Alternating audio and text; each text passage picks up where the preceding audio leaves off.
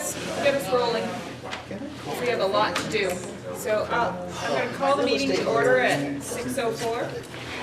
Before we get started, there are a couple additions I need to make to the agenda right off the bat.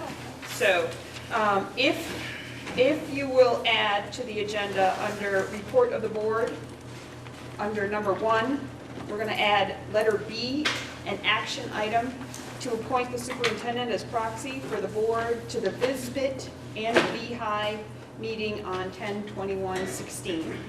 That's one addition we have.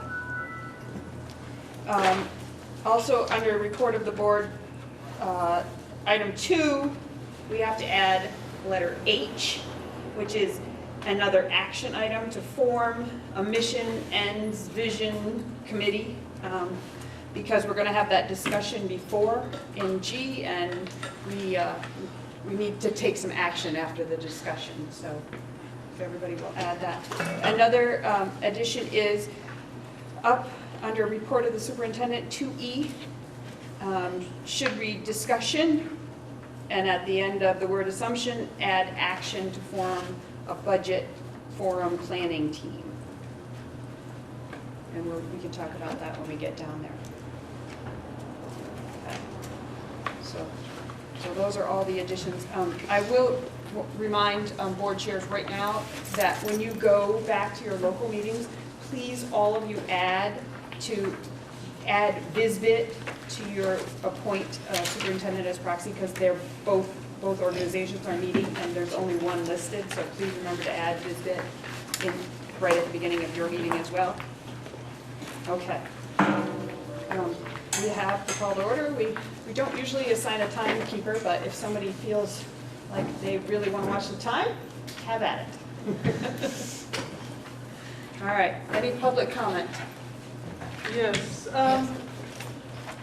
I have to announce my name? Yes, please. Okay, Brenda Tilber from Bristol. I was dismayed to find that the public comment that used to exist at the end of the meeting has disappeared. As most of you know, number 1 VSA sections 32B says, at an open meeting, the public shall be given a reasonable opportunity to express its opinion on matters considered by the public body during the meeting as long as order is maintained. I suggest that a public comment time at the end is necessary to for the board to express its opinion on matters considered by the public body, because we are never quite sure exactly what is going to happen until it happens. And that having a second public comment period really would not, would not go against the maintenance of public order, and so I respectfully request that perhaps at this meeting and certainly at future meetings, the executive committee add an additional public comment period at the end. I don't think that anyone would object on the executive committee to that. I think we're trying out new agenda formats, and I think it just, in one of the translations, it may have gotten lost. But so thank you for your comment. Thank you. Before we get going too far, just maybe we ought to run around the room, and because I know there's some new faces and people didn't all make it to the retreat, so you might see somebody new around the room that you didn't recognize. So we'll just do a quick rundown of board members and admin here. So Dawn Griswold, Ron Abraham Chair, your Executive Committee Chair, and your SU Chair. Patrick Green, Superintendent. Elin Melchior, Bristol Elementary Chair. Brad Bull, New Haven. Louis DuPont, Starksboro. Rebecca Odie, Lincoln. Mary Kate Kelly, Moncton, and Policy and Governance Committee Chair. I don't know if you want to just go off in the... Caleb Elder, Starksboro, Robinson Board. Mary Beth Stillwell, Lincoln Board. Allison Sertivant, Bristol and Mount A boards. Nancy Cornell, Robinson Elementary Board in Starksboro. I'm Otto Funky from Moncton, and I'm on the Mount 8 board. Colleen Wedge, I'm on the Bristol Elementary Board. I'm Kevin Robinson, principal at Bristol Elementary. Christine Everett, principal at Beaman Elementary. Betsy Knox, principal at Moncton Central. I'm Amanda Balduke. I'm from New Haven on the Mount A board. Carrie Olson from Lincoln on the Mountain Board. Ari Kirschenbaum, Lincoln Board. Katrina Napoli, Assistant Superintendent. Howard Mansfield, CFO. Ted McGuire, Beaman Board. Jen Stanley, Moncton, and Chair of the Act 46 Study Committee. Kathy Alexander, I'm the Child Nutrition Director. Christy Sumner, Lincoln. All right, great. So you'll notice the consent agenda is moved to the top. It's one of those things we can quickly move through and get through, so I will entertain a motion to approve the consent agenda. So moved. Second.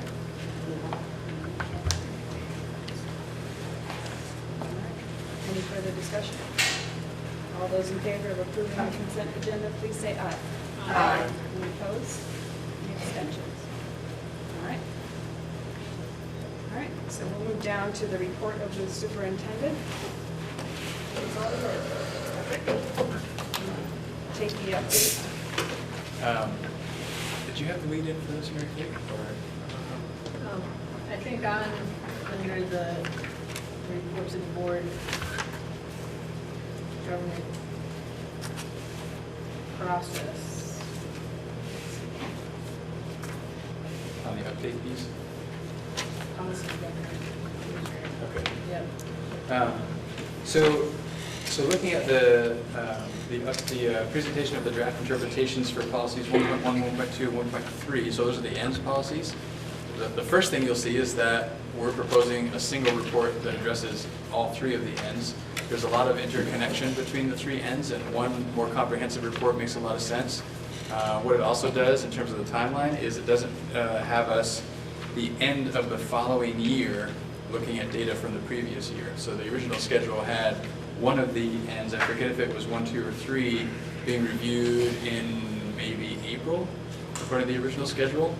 So we'd be looking in April at data from the previous school year, which seemed a little too far removed. So this kind of brings them all together. I think it creates some opportunities to take a different kind of look at the ends monitoring report and gets them all a little bit sooner in the year, shortly after we've been able to collect the data from the previous year. And I want to turn it over to Katrina DiNapoli to talk a little bit more about sort of the new look and some new thinking behind the ends interpretation and what we would like to do with the monitoring report for those ends. Great, so some of you who are part of the Policy and Governance Committee have seen this already and would have noticed that we took your feedback very seriously from our last meeting. As Patrick said, the very first change that's different, but that we've talked about for several months, if not over a year, has been to combine these. It better reflects how teaching and learning truly happens, not in isolation of one another, but by incorporating learning and innovation in a core subject, for example. So it makes a little bit more natural sense for us.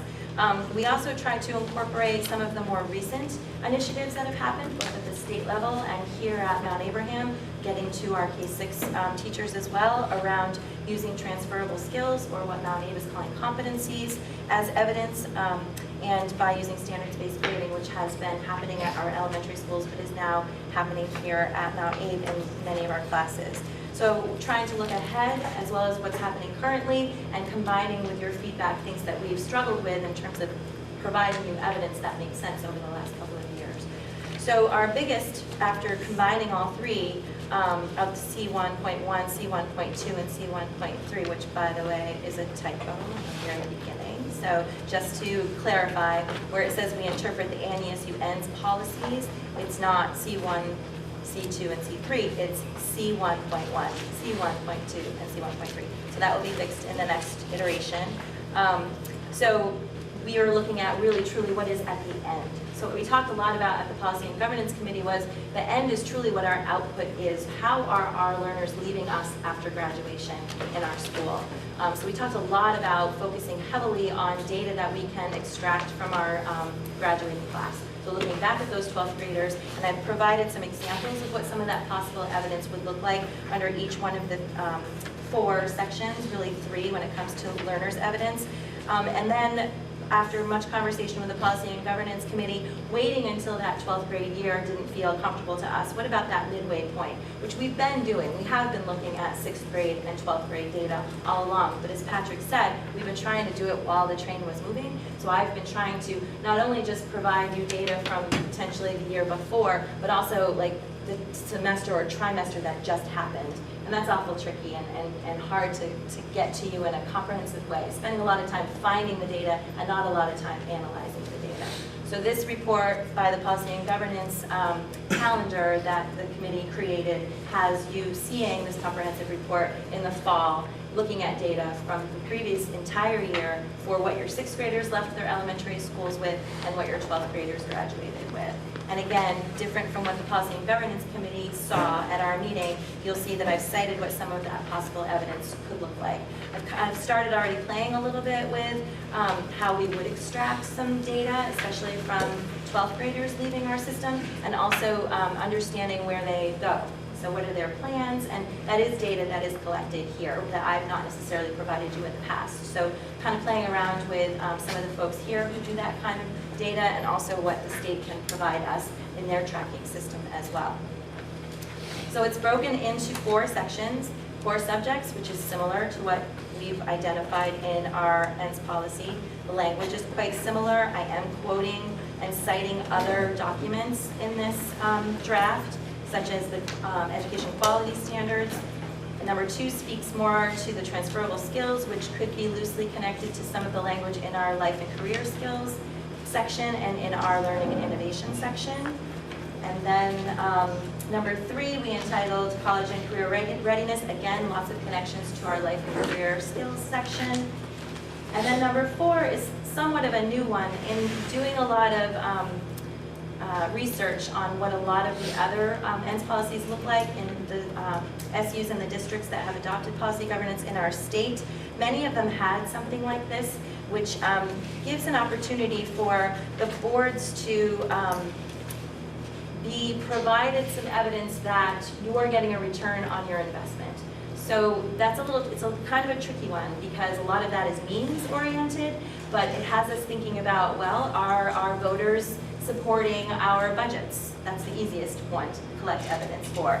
Is it at a cost deemable, deemed acceptable by our taxpayers? That's right in your ENDS policy, and that's not necessarily data that we've collected other than to say, yay, budget's passed, or bummer, we gotta go back to work. But wouldn't it be nice to kind of see sort of what those margins look like, and maybe what some feedback has been from folks as they look at our budgets year after year. And then I think a lot about, for number 4, from an internal standpoint, what that accountability is to the superintendent in more of a means aspect. So when we say we want to hire an SU math coordinator, for example, how can I prove, or we prove, that we are getting a return on that investment? Have our student outcomes improved in mathematics since the addition of that, such a position as that? So that's why that one's been added, because it's what a lot of other SUs and districts have added, and something that I could see as being useful to us, almost more internally, but also an interesting piece for us to look at. Okay. So I'm thinking, as this conversation is going, it probably makes sense for me to talk about the policy governance piece now, as opposed to the board section. So thanks, Katrina and Patrick. From the policy and governance perspective, what we're trying to do is follow that monitoring, report generation, and acceptance process that we accepted. So there's 4, through the course of this year, there's going to be 4 executive limitation policies that will go through the process, and the ENDS policy will go through the process every year. And then there's 5 board means policies that are going to go through the process. We met and completed step 2 in the monitoring report generation acceptance process for the ends, which Katrina just talked about, as well as 2 executive limitations policies, financial planning, budgeting, and communication and support to the board. I think Katrina characterized the input that the board gave at that meeting well, and in looking at the report, it's clear that the superintendent took, and the assistant superintendent took the given back feedback and input that was provided by the Policy and Governance Committee. We talked about the issue of, there's a shift from getting monitoring data for every year to whether there was some tension about whether just doing it at the end, at when students graduate. And I think the board as a whole didn't feel comfortable with a jump all the way to the end and wanted to see something at the end of 6th grade when students are finishing their elementary schools. So that's reflected in what Katrina presented. The other thing we talked about is the ends policy all being in one report, and it seemed to make sense to the Policy and Governance Committee that there's so much overlap between the 3 ends policies that having it all in one report made a lot of sense. And then the other piece was, as you see in the report, there's a move towards not just what our ends policy says, but Vermont education quality standards. And the hope is, and it looks from the draft report, that will open up some ability to get some data that we haven't had in the past, because the Agency of Education will be monitoring some of those things. So that's the piece on the Policy Governance Committee. And then I assume we're going to move to the executive limitations piece at this point. Similarly, we finished step 2 where the Policy and Governance Committee gave input. Patrick presented a draft report, and there was feedback and input provided. And so Patrick, excuse me, has taken that input and is going to present the revised report. Excuse me. And then after that, when we break out into our local board meetings, we'll be completing step 3 of the monitoring generation process. So that part of the step is that it's presented here, taken to your local board to talk about and give input on the framework. So we're just talking about the framework at this point. We're not talking about the final report. And that framework, any input that's taken that is generated from the local boards is given to the Policy and Governance Committee representative, and then that's taken back to Patrick, and then a final framework will be prepared for each of these and presented to the Executive Committee for approval. Okay. I just wondered, are we having a discussion about these interpretations here at the Executive Committee level right now? I don't think there's any reason to do that here now, because we're still at the input stage. And so all of us will be giving input, anybody in the Executive Committee will be giving input at their local board meeting, and then to the Policy and Governance Committee rep. So. And I think according to the process at next month's meeting, when the second revisions have been made and it's presented to the Executive Committee, that's an opportunity for you to provide some feedback there, right? Presumably at that point, everybody's given all of the feedback and it's really presented for approval. But certainly if there's further conversation. So the discussions tonight at the local meetings are going to be to the Policy Governance representative. Correct. And administration might or might not be there at that point in the meeting tonight when this is discussed. So the Policy and Governance delegate needs to collect. Right, collect that yeah. in order to give it back to Patrick. And that's, I mean, you know, maybe we may find that there's better ways to do it if we're all together in the future to have this conversation.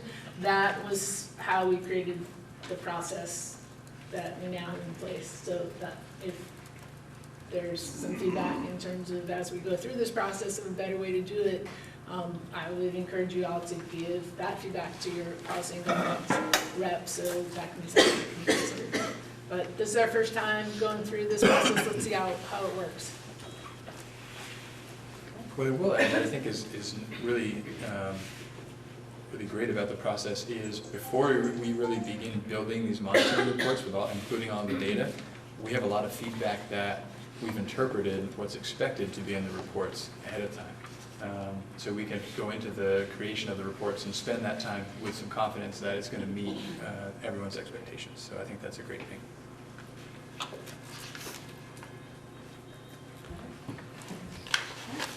Moving on. Down. So you've given your comments about executive limitations. Is there anything? Or are you going to break down into this? I guess the only thing is if there are any, if folks had clarifying questions for Katrina based on what she just shared on the ends, now's an opportunity to ask some of those clarifying questions from that update. Because she's. But we just said that we weren't discussing it here at the EDC. Right, but you know, that is a good point, right? That Katrina's here and she's not going to be in all of our meetings. And that was the intent of the presentation with this model, is that it's an opportunity for everyone to hear at the same time the presentation on this that you're going to be giving some feedback on. So if there are clarifying questions that needed to be asked, this is a good opportunity to do that, leading into those discussions at local levels. So let's do that. So if there's anybody here at the executive I have committee? one or two, I guess. Fred? When we say that all learners, using all learners and, demonstrating proficiency, I mean, is that to be interpreted that the goal or the is 100% efficiency? Proficiency, excuse me. Always the goal. Okay. And it's not obtainable, and that's sort of the idea, right? You're making progress toward that. That's the concept. Okay.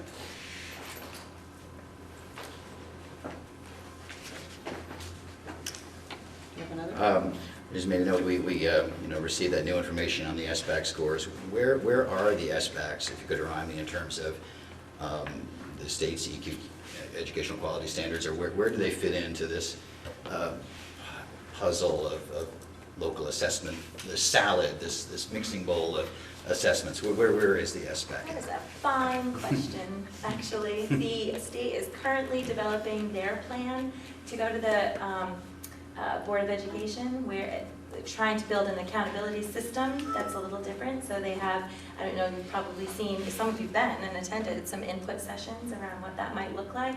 They had a lot of really great ideas, I feel, around what they were calling education quality review teams, going out to schools and actually doing some, what we've been penning, direct inspection, and piloted some of that. I'm hearing now that that may not fit what it is that the feds are looking for, so some things maybe in the works that are different. SBAC will definitely be used as a tool to identify schools as it was in the past, is what I'm hearing. But where those benchmarks are and what those targets are and what it means to be in school improvement, that's all still being worked out. They apparently have to send their first draft to the state at the end of November. So we'll see. Okay. I'd like to ask a clarifying question about the SBACs. In that, my understanding is that the SBAC is not a proficiency test, but it's an achievement test, so that they are testing the curriculum from that year that the students are in. It isn't a proficiency test like the SATs or the test that I remember taking where they said you've got 11th grade reading and 10th grade math or whatever. Even though it's reactive, it's not reactive to testing people at different levels.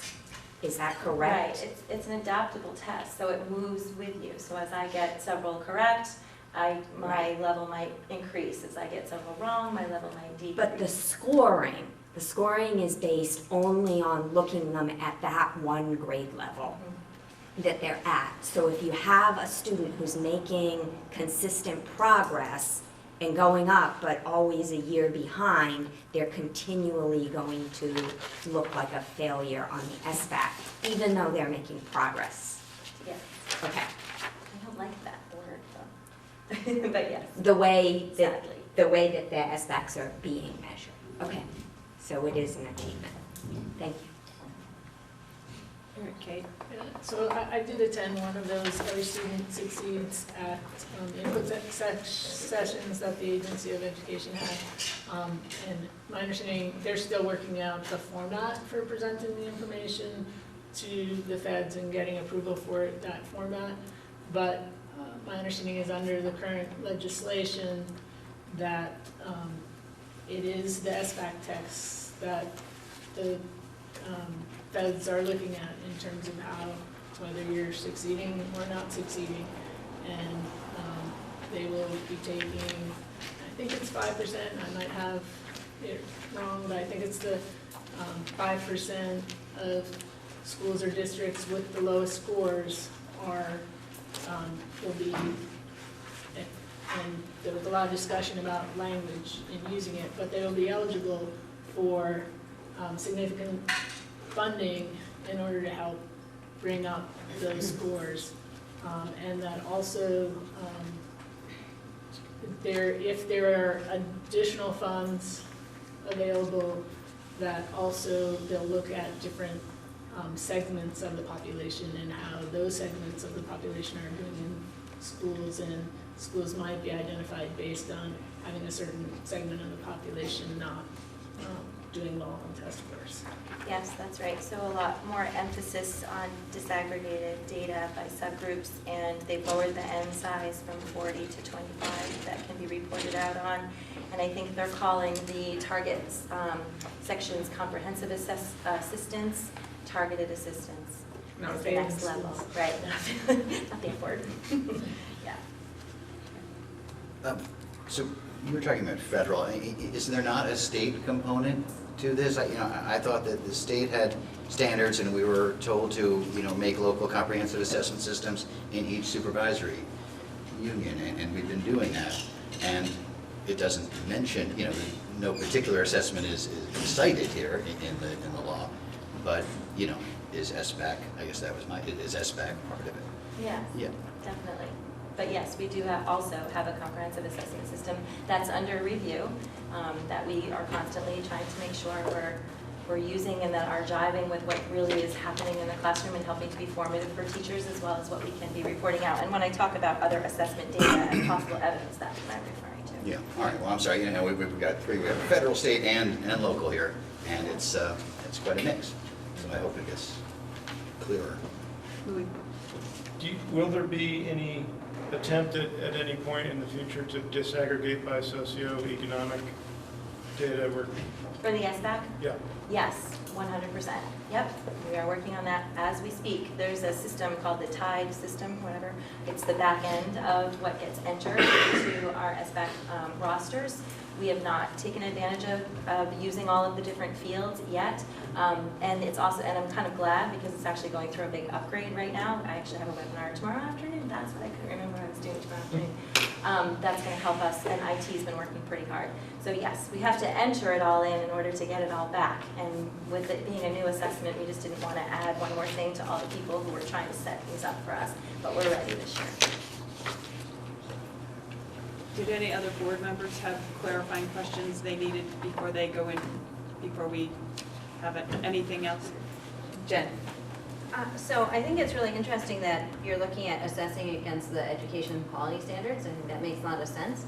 It seems though, from looking at it briefly, that there's some components of our ends policy that aren't captured within the education quality standards. So I'm wondering if, I assume you thought about that, and if you had anything you wanted to share about that. What are you thinking about specifically? Well, I mean, a quick review of it, it looks to me like the learning and innovation skills aren't really specifically addressed. I mean, I think you could argue that they probably fall into other categories, but that they're not specifically called out. So, I guess I'm wondering, I'm assuming we're not gonna monitoring them a different way. Are we gonna be able to get to that from this? I mean, do we need to, at some point, reconsider what's in our end policies, and, you know, that big, lots of ideas, but That big question certainly was talked about at the Policy and Governance Committee. It's not my answer.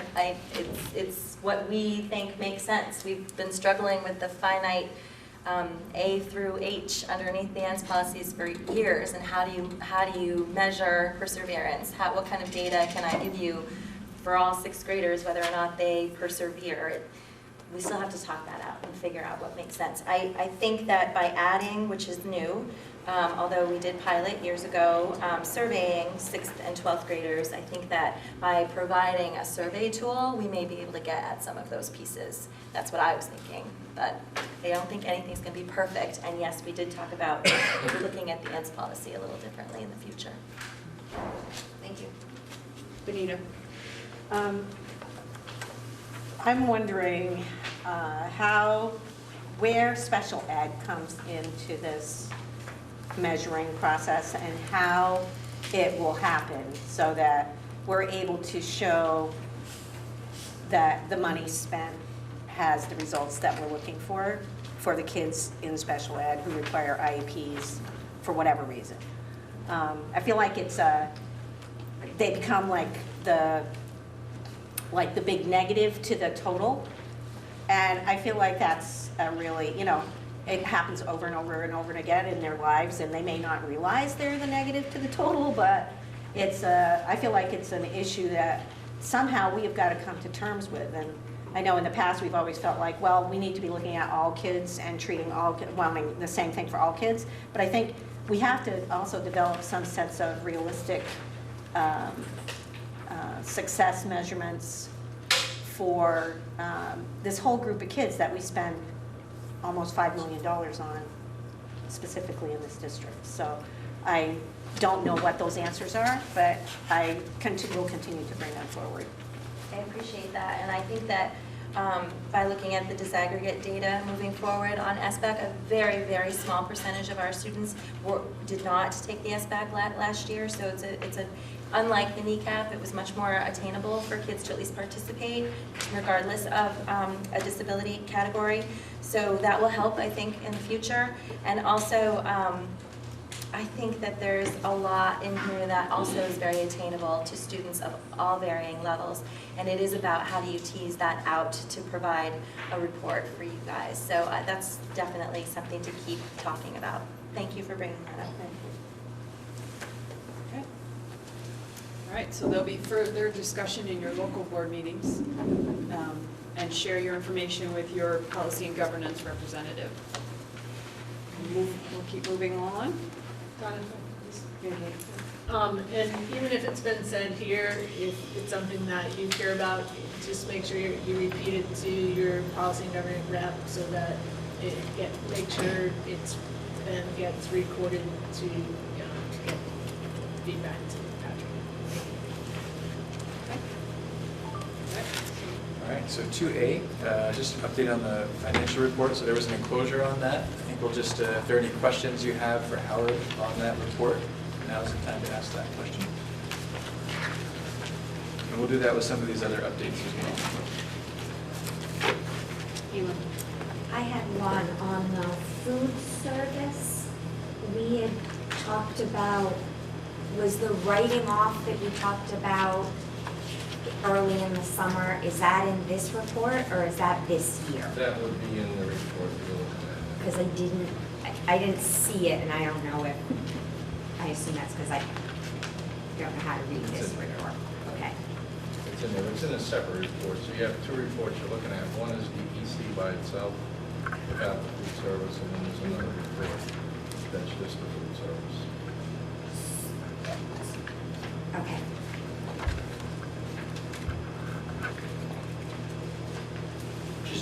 Howard, do you have any highlights here? This is the year-end report. Well, the first thing is that we all know in our February meeting, we had to move the assessment for buses for the SU meeting. We had to move it in because it wasn't moved in before, and we had to get a waiver from the state. So that's why revenue, you're seeing revenue in there for elementary, and regular secondary transportation. But believe me, we had to pick up all the costs associated with that. So down below are the costs. This year, we'll have to establish another policy at the meeting to be able to understand where we are. We used enrollment as the assessment method, not ADM, which I mentioned in the past, that we don't use ADM in this district. I have tracked it this year so far, so we will have an ADM number to go by, which is the average daily membership of day 11 through 30 of the schools. So we will have that available if anybody wants to switch to the ADM method for anything we're doing here. But as I explained in the SU meeting in February, I believe it was, that we use enrollment and we've always used enrollment here. So we can actually change to the ADM because we'll have it as a calculated figure going forward. Mayor Kane. Did we ever vote to use enrollment? I'm sorry, I can't hear quite. Sorry. I was just wondering whether there was ever a vote to use enrollment. I remember when we were talking about SPED being moved to the district, I thought the discussion had always been about ADM, and maybe it was, we thought it was ADM. That was brought up at the February meeting, and I believe there's a resolution in there to utilize it. For the buses. That's correct. I agree for the buses, but I thought for everything else. No, not for everything else. All right, everything else we use for the ADM? buses, no, because they've always been enrollment. The difference in how people here use what they term ADM is not what ADM is. So before I came here, it was not properly tracked. We have tracked it properly. So we didn't know what ADM is on October 12th. Because that is the 30th day of school. I think what I understand you saying, Howard, is that ADM hasn't been an option in the past because we haven't properly collected that information, so we couldn't have used it. So enrollment has basically been the default. Now that we're tracking ADM, that becomes an option for us. Should we decide that's the way to go in how we allocate funds? I think it's, under statute, it's ADM is the default unless we vote to do it some other way. So I think we've always, when we voted, except for the buses for enrollment, voted to do ADM, but maybe it wasn't. Well, the problem in the past is everybody thought that ADM meant enrollment date of October 1st. That's not true. So that's where it had to be modified. It's a 5-week, 20-day averaging collected by the state, and we've always known that number, just well, you're saying when I came here, it wasn't kept properly, and basically it's been changed now. So it's being monitored. So are we going to use ADM as the default unless we vote for something different, or do we need to have a discussion in the future about that? My sense is it probably should be something that's discussed, and because it doesn't make a difference, ADM versus enrollment, and it would be, I think, wise to understand what the differences are and make the decision that the board thinks is the best way to go. And it could be something we discuss as each item comes up that we need to discuss, whether we want for each item, whether ADM or enrollment makes the most sense, or maybe certain items that ADM makes more sense and other items that enrollment makes sense. So I think an item by item decision. And just to be honest with you, Mary Kate, if there was no movement between the 11th day and the 30th day, then probably October 1st was correct. Now what we're doing is we do have a switch, because yesterday a kid from Starksboro moved from Starksboro to Moncton. So now you have the child in registry. Rebecca? I think it would be helpful for myself and maybe others if we could have some kind of overview of which items we have to make decisions about, how they are split up in costs, and what the current way that we do each of those items is correctly, not how we've been speaking about it, like Howard said, but whatever the current one is. And then as they come up, if we could have the difference between whatever we're currently using and what we think might be the best method to use, so that when we're having the discussion, we don't have to guesstimate. That would be very helpful, because I don't think I could list off an entirety of all the different items that we have with different methods right now. Looks like I'm seeing a lot of nodding that this group is in agreement with that idea. And Jen has her hand up. I think Can I just say one more thing? You can still do any method you want, but if you don't choose a method, the default method is ADM. I would move to request that we have the superintendent's office prepare an overview that I just previously stated to provide that basic information to all of the local boards in an appropriate manner for us to be able to make those decisions. Second that. Any further discussion? Are you asking for different methods? Is that, I mean, how many methods are we? Nope, initially I was just asking for all the items that are broken down to where you have to pick an assessment method and which one we are currently using. And then as they come up, we can talk about whether or not we even want to talk about moving them or what. Because I thought, Mary Beth, or Mary Kate, I'm looking at Mary Beth behind me, that we were doing ADM, and if we were using incorrect terminology and thinking we were using ADM and we're actually using enrollment, that I really don't know which assessment method we're using for. Well, I went around to all the boards last year, I mentioned it at every town meeting that I was at. I don't doubt you for a second, understand. Howard. I just wanted to make sometimes sure that those everybody words slip understands by us when we're doing things, so that I we just, were using terms in a different methodology. and I would like us all to be on the same Yeah, page. and just to give you an idea, is that the first year that, before I came, there was an assessment for special ed. Lincoln, at that point, they used actual expenses to expenses incurred. The next year, they went to actually enrollment, because it was the October 1st date that was utilized to determine enrollment. And that's the way it's been ever since. I understand. Jen? Am I allowed to talk? We've not voted, so it's still discussion. I would like to encourage the executive committee to make a decision about how things will be assessed and whether it's the executive committee or some other group. I think we're going to need to have that decided in October to support budgeting, because that's when assessments matter and assessment methods. And if we're going to be changing that, it's going to impact all of our budget estimates, so. Allison? On our, in our town reports and in our budgeting process, the SU assessment is done by ADM. That's how it's broken out in the budgets. Done by October 1st enrollment. So we've been using the wrong, Well, that's. well, not method, No, I but wouldn't say it's we've been the using the wrong method. word.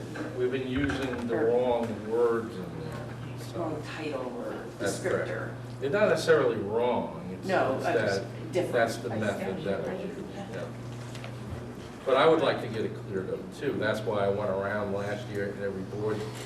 I went around for 1 month and went to every board meeting and explained this out. Nancy?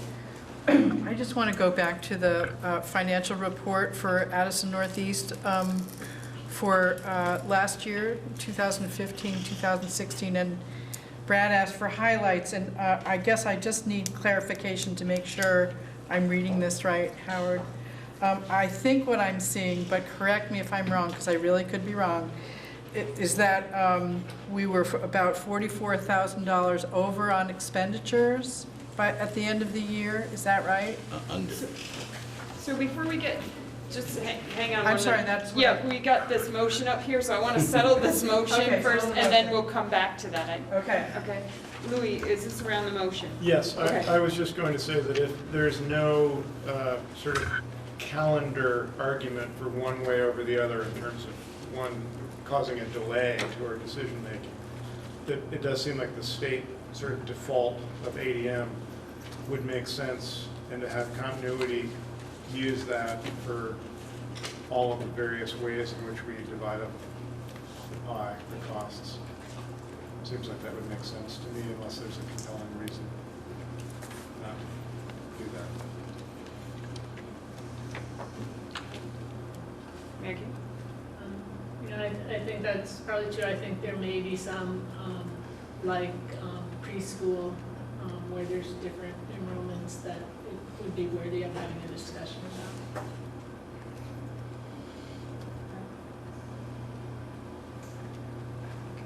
So, all those in favor of the request, of the motion to request the superintendent's office to give an overview of services and the method currently used and the best method to use? Basically, it's the best method. Just a list. Just a list? Of what we currently use. Of the current, all right, of the services and how they are assessed. Please say aye. Aye. Aye. Any opposed? Any abstentions? All right. Now, we're back to the financial report. Yeah, so my question is, am I reading this right, Howard, that we were over by about $44,000 on expenditures, and we exceeded our expected revenues by about $369,000? That's correct. Okay. Because of the bus issue. And it was all because of the bus? Because of the bus issue. Because of the bus issue. Mary Kate. It looked to me like the other big items that we exceeded as you go through it were mostly salary, and I suspect that's because of the decisions on.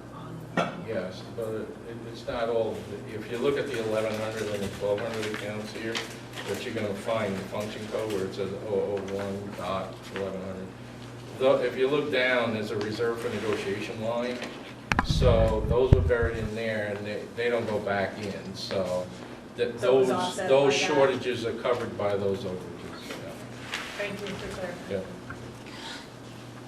Any other questions around the revenue, or the financial report? Jen? Yeah, so I'm curious, on the summary page, it looks like what we're summarizing is that there was a previous fund balance of $363,000. And then this year, well anyhow, when you add them all up at the bottom of that report, it shows that we have a $688,000 surplus, which is, woo-hoo, I'm glad it's not a deficit that we're talking about. But at this point, like, that's a lot of money. Like, what happens with that? Are we just rolling that into the next budget Well, once it's audited, or? The 305,000 is already rolled over into the 17 budget. The 300 and the balance would be rolled over to the 18 budget, because it always skips a year. So.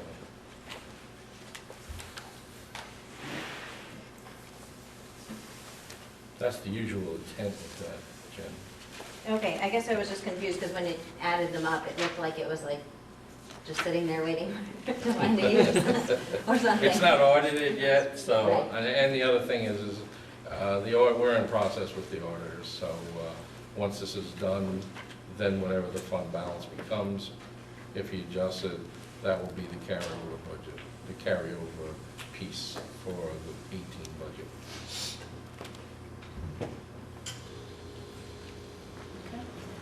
I'm getting a Okay. time check, so. I would just like to note that this is a sizable surplus. You know, a expense variance of 40 whatever thousand is, 0.6%. I would say that's commendable. All right. Moving along. Food service is enclosed in your packet as well. So same idea for any questions. I think Karen is here to be able to answer any questions that you may have about her food service report. Executive committee members with questions? I just wanted to say that this looks great. We're not going over what our contributions have been from each of the schools, and every year expenses go up. So I just wanted to recognize that great job.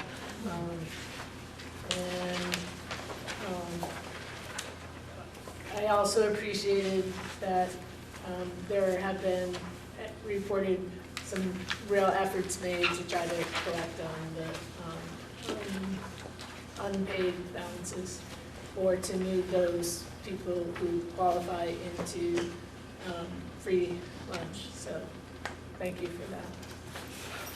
Fred? I would like to reiterate, Kathy, I mean, as we say, you nailed these numbers. This is very impressive. So thank you. The current, I guess in looking at the revenue, what you have these different GL lines for where does the debt come from? It's, student sales. I noticed that there were not adult sales. We didn't budget for adult sales. Yeah, there should be adult sales there. Okay. I know there's year-to-date, there's a balance, Yeah. but it doesn't look like there's a... Adult sales are not well broken out right now because of the way our point of sale system works, but that's something that will be absolutely evident in the next budget that you see for food service. Right now, it was all put under sales, but it's just been hard for Cheryl to break it out. I have the numbers, but it's not in there. I guess we're... Is that what you're asking? I think so. What I'm getting to is, looking at sales, looking at the revenue, $1,067,000 budget. If we were to, derive a bad debt expense, Right. I think it's fair to say we wouldn't look at that entire amount, but maybe the sales associated with direct student and adult sales. So I guess I'm just trying to get, a sense of, what is the bad debt expense ratio? Is it 1%, 2%? Yeah. Is it, which would be, I suppose, typical for an enterprise? I think that we do need a budget item for bad debt expense, Howard. Because I think it seems to be inevitable in any enterprise. So anyway, I guess that's my question. What truly is the bad debt arising from these operations and those specific sales? Because those are the most related to. So I think the best way to comment on that for me is that I think what you're seeing is an accumulation of the development of some systems that are really working to run, to shore up our operations and make sure that we're doing well in every level of service. In terms of the bad debt, we're also working on systems, and I've seen a lot of improvement. For example, Howard and I just went through an exact time look at where everybody is, and it continues to go down. And I think that has to do with starting to build more of a culture where people understand our payment systems, they understand when they get their bills that they need to be paid, they're getting them regularly now, those kinds of things. So I think we're going to see that go down. So once those systems are in place, we also have Howard and I are talking about, so where do we draw the line in terms of retiring those debts or forgiving those debts? What's that cutoff place? So we have to make that decision, and we're in the process of figuring that out right now. But I agree with you that the next budget that we do should have a bad debt expense. I can't tell you what I think the percentage is because some of the debt that we see now is very, very old, and we haven't had a cutoff. We haven't had a system to say, okay, now we're done. You can't wait for this anymore. So I want to really see, I want to get rid of that first so that I can see what the real percentage is. Yeah. I don't think it's as high as we would expect from what the bad debt has been in the past. I think we just need to work through that in the next few months, and then when the next budget comes up, we will have a number. Great. But I agree with that. It is difficult because, we have these different buckets of debt from prior years. And, That's why I don't want to say what it is now based on that. I really want to figure it out based on what I really think is going to be the right number going forward. Does that make sense? I think we have to take a couple of years average to this. It's never done before. And what we're finding here is that there's some old receivables that are still in the system. Kathy and I are trying to identify those once we do. But I think on the new sales, Brad, I think you're absolutely right. We would extrapolate some sort of bad debt number and put that in the 2017-18 budget. From those top lines, from student sales, adult sales, maybe a couple others, not the 1 million, but maybe 350. Well, as of June 30th, we were owed $22,000 by outside people. That doesn't include the litigation situation that was before. So that's the number. But we also had prepaid amounts at the end of the year, 16,000. So some people continue to prepay, which helps fund the program as we go. Louis. I'm just curious, what the litigation settlement line, what is that? Is there actual litigation to collect that money? It is. She's on a payment schedule, and last year I was asked if I wanted to reduce amount to get the whole amount, and I talked about it, and we decided not to because the chunk that was offered was too low below what we were willing to accept. So we continue to have to make payments against this debt.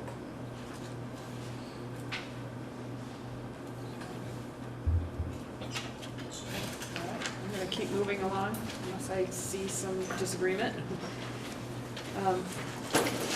Now down to the RBO, that was enclosed in your packet. Are there any questions around the enclosure? Which, the RBO.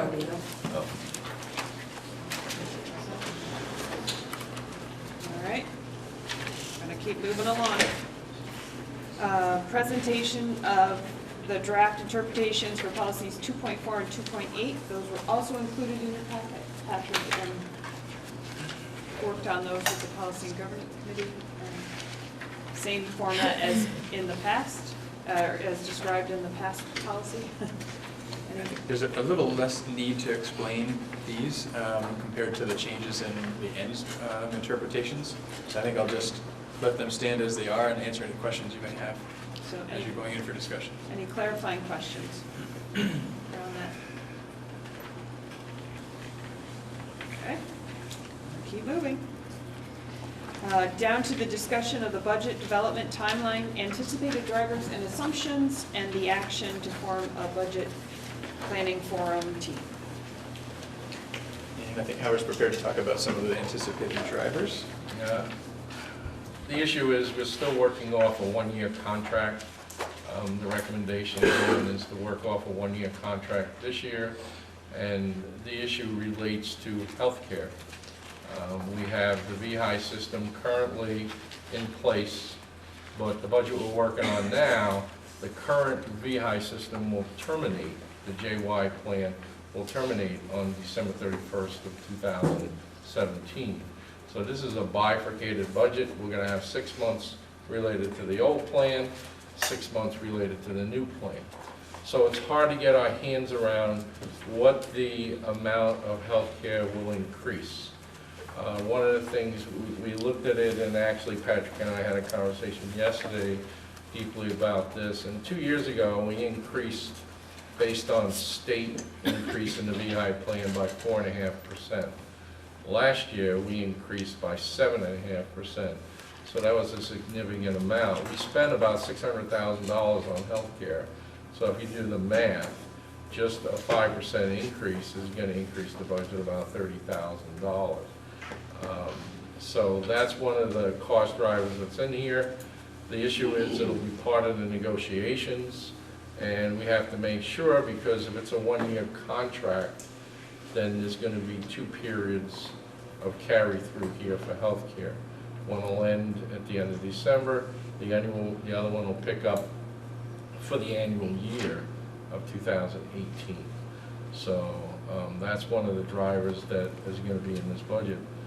The other one, of course, is the negotiation contract, and we pay about $16 million out in wages and salaries in this district. And if you look at $16 million, a 1% increase would be about $160,000. So if we went to the level that we were increasing last year, it was 3.25%, it would cost the district over $500,000 in the coming fiscal year. So I just wanted to give you an idea of how that would impact. So those are the 2 biggest budget drivers that are going to have an impact on this year's budget. We're paying very close attention to it. The other thing that will be required to do this year is, again, to have another reserve for negotiation line. You know, it used to only appear every 3 years, but it has appeared now 3 years in a row in the budget. A lot of people appear cloudy about what's in there.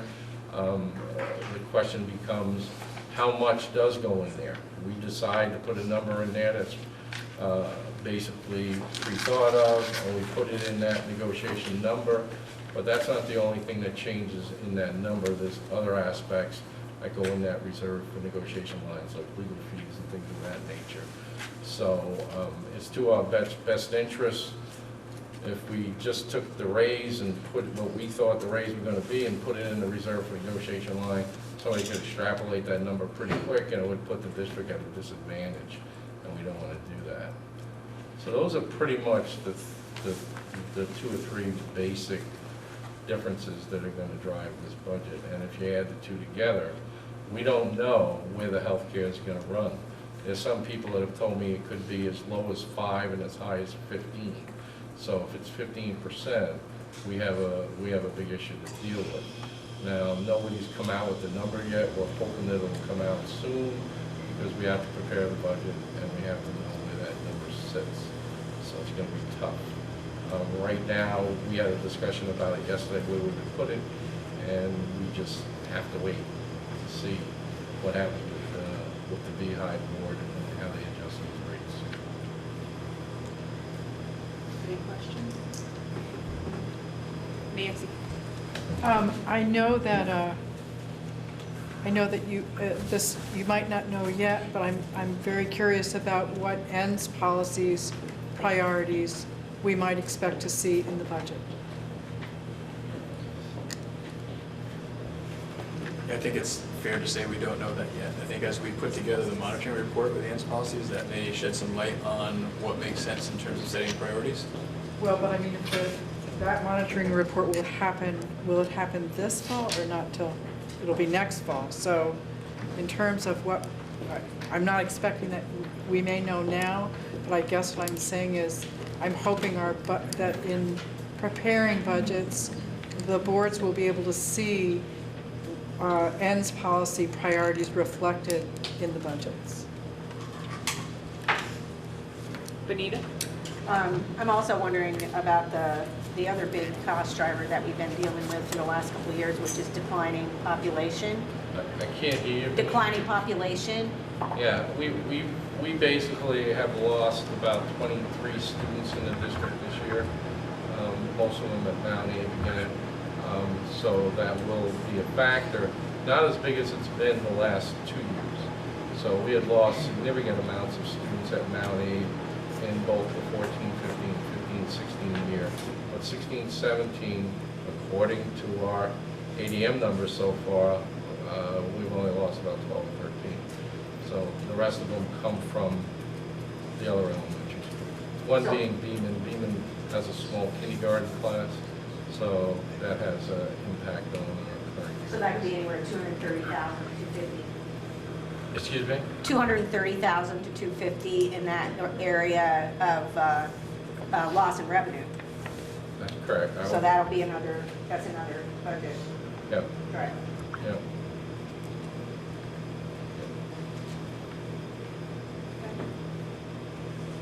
All right. And I can talk a little bit about the budget development timeline. Yeah, I was interested in that. That's new. Or no, don't we have a second part? So The second part. Right. So the timeline is something that was shared at the retreat, and one of the new things that's in the timeline, which is what will warrant more discussion soon, is something that's coming up soon. So according to the timeline that came out of the retreat, between now and the next board meeting, there would be some community forums, or a community forum specifically to the SU budget right now. So it's an opportunity for the executive committee board to, from the very beginning of your conversations and that first look at a draft of the SU budget, to be doing that with some feedback from the community. It seems as though the community is interested in having some conversation and some dialogue around the budget. It hasn't really been appropriate for that to happen at board meetings. So there's been some friction, it seems, at times because of that. So the intent behind these community forums is, let's have a conversation and get some of that input so that we're not in a position of trying to do that at a board meeting where it really doesn't work. But from the very beginning, the board can begin talking about the budget with input from your constituents. So we need to get that coordinated, because next month we'll be here before we know it. And that's where the discussion comes from this board about how do we coordinate to make that happen, to make that a reality leading up to the next meeting. Okay. Based on our experience when we did that community forum in Moncton, it seemed like having a group of people kind of lead that and work with the administration might be a good approach.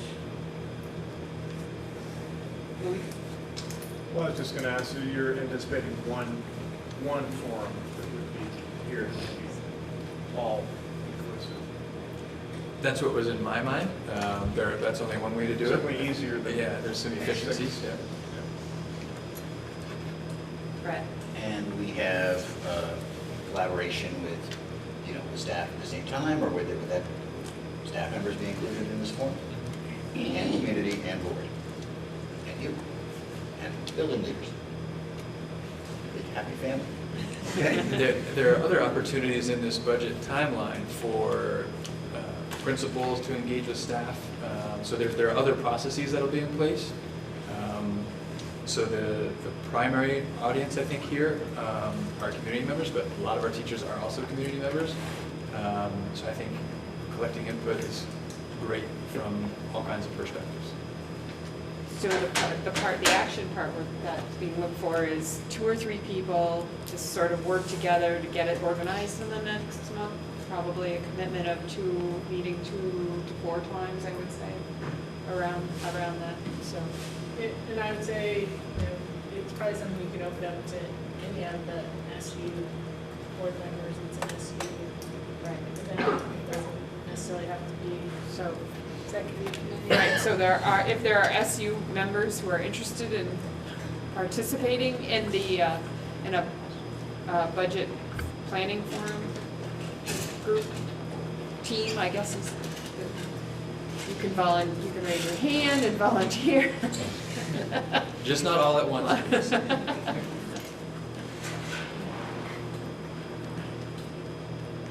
Otto, I'll volunteer to do that. all right. That would be great. Anyone else interested in working with that team?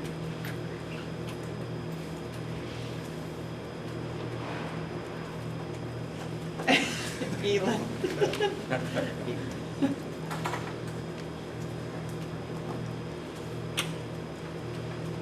Anyone else? Are you good with 2 or do you need 3? I can help if you need 3. But you know my schedule, so I won't hold up anybody's progress. I think 2 is good. If 3 are interested and we can get 2 out of 3 for any of these meetings, I think that might be a way to go.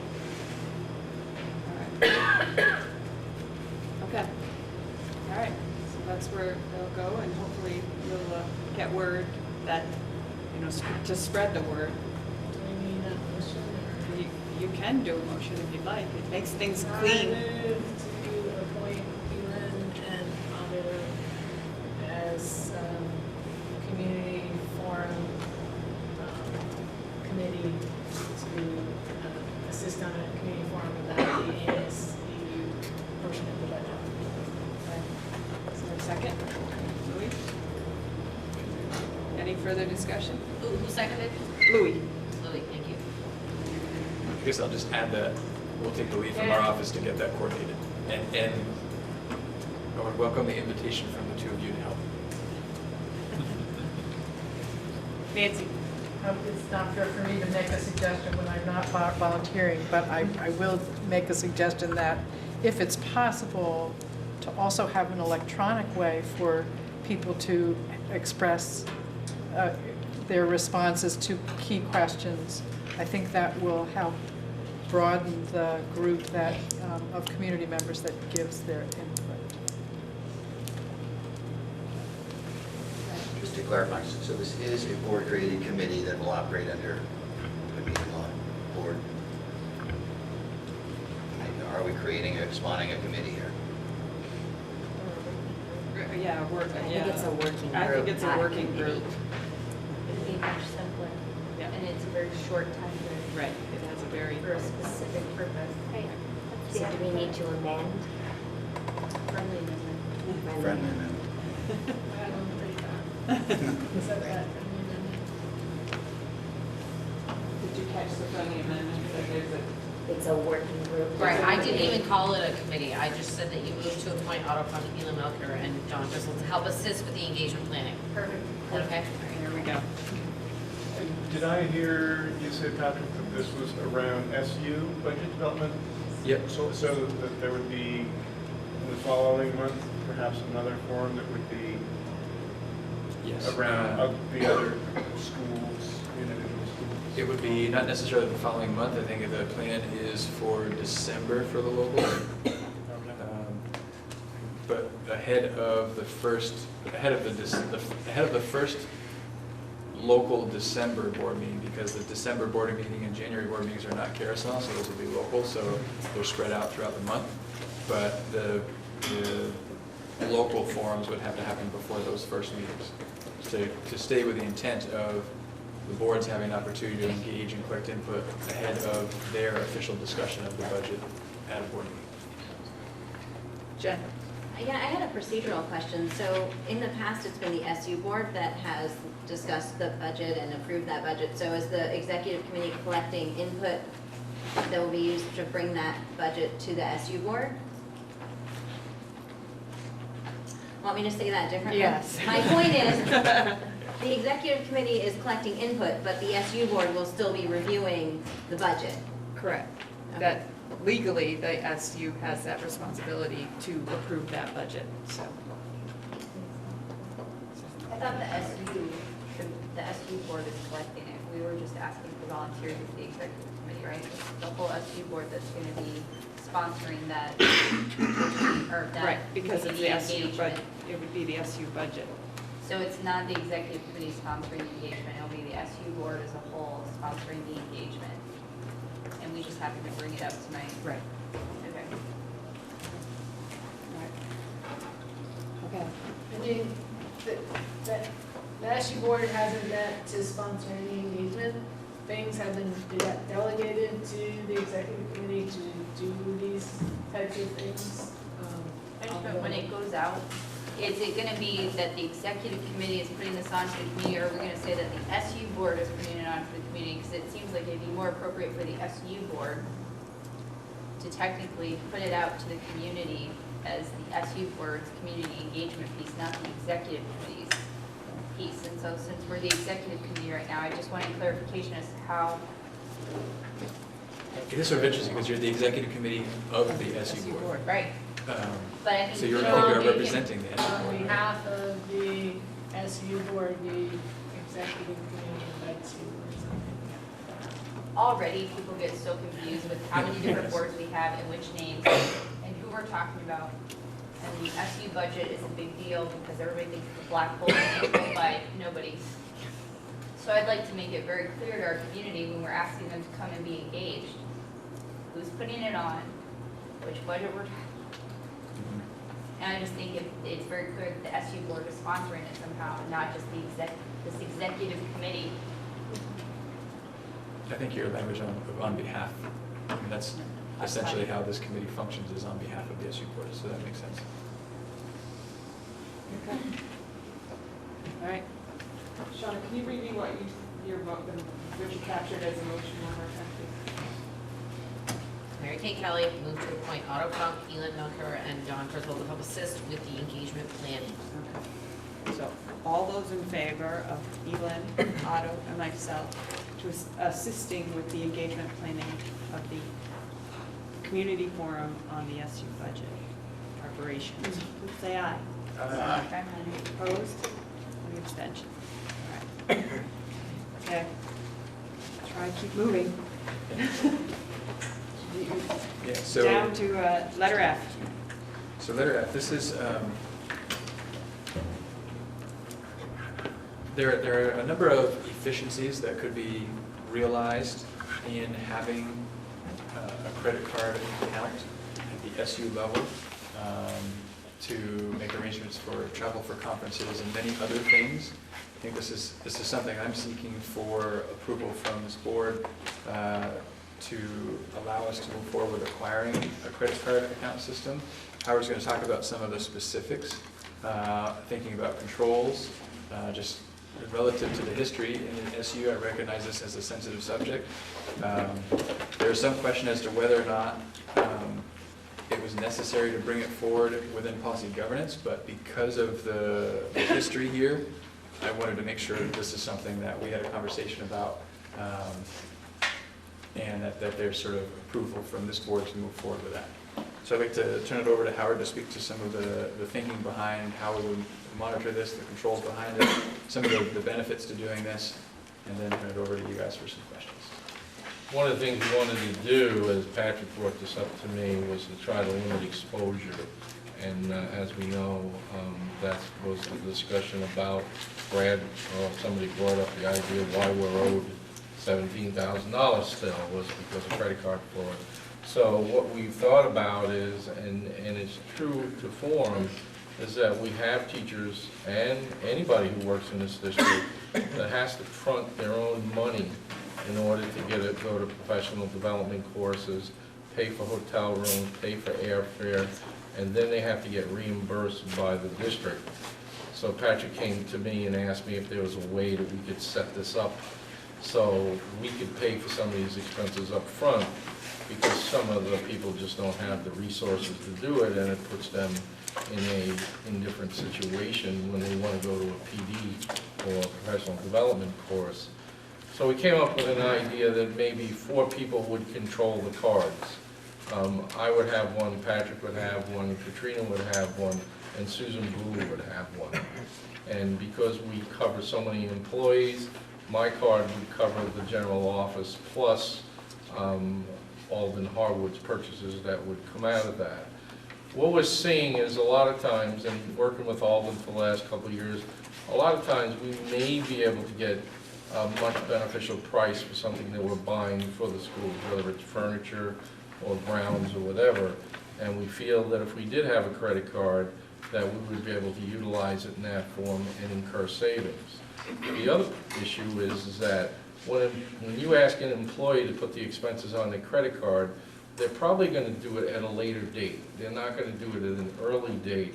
And a lot of times you give up early discounts, both the sign up for the course, sign up for travel, and it becomes a tenuous issue where we may be paying more money out than we could if we were able to do this. We did have an agreement with Millen Travel that allowed us to charge this. We didn't really use it that much, but now when we try to utilize it for one of the trips that's going on under a grant, we can't use it because there's something going on in Milne that they're going through a procedural change or something that they don't want to utilize any POs or anything from our district anymore. So we're left with the idea that we could have some savings from this. And the question is, you know, we know that there's a risk associated with it, but I told Patrick that if we're going to do this, we need to keep it under tight control. And, you know, we came up with some ideas of how we would do that. But I think on the purchases especially, and on the travel, it would be a more convenient way of doing it. I think that, you know, I would make sure that that account is not used for any unrestricted purpose. I think we just have to have guidelines on what it can be used for. Give you an example, when we went to Vermont Principals Association down in Killington earlier this year, there was a problem trying to get a vendor to accept payment for food that we were going. I didn't go, but they went, and basically I was able to make a way for that payment. If there was a credit card available, they could have had the credit card and then basically go through the process, pay it, and it would be a much simpler form of dealing with. So that's pretty much what we worked through, and I think what we want to see is whether the board would allow this particular approval of this process. So the idea is that the credit limit would probably be about $25,000, but there would only be 4 people handling the cards. And that would be one account? One account. A total of 25,000, so all 4 cards tied to the same account. But to summarize, sort of the 3 benefits really are efficiencies, goodwill toward employees in trying to support their work in attending PD, and some cost savings. Louis? I'd like to make a motion that we approve this acquisition of credit cards.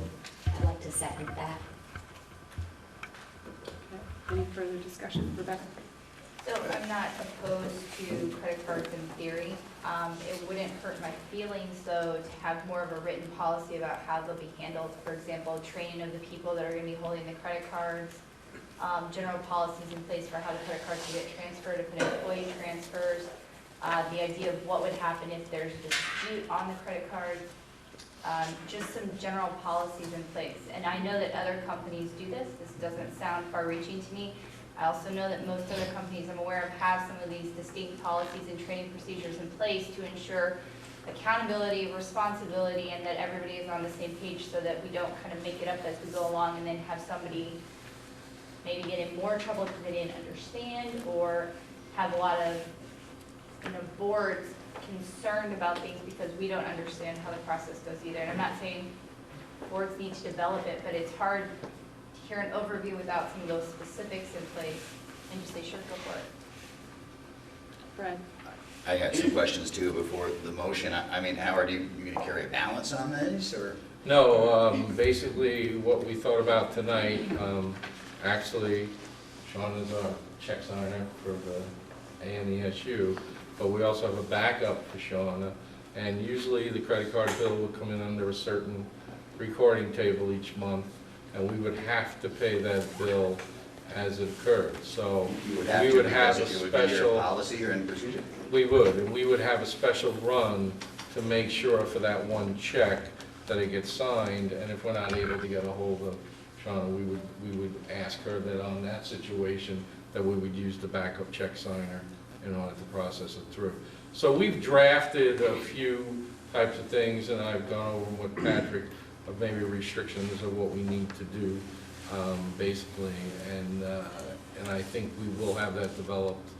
As soon as we get approval here, I will tighten that up as much as I can, so you'll be able to see the language that we have in there.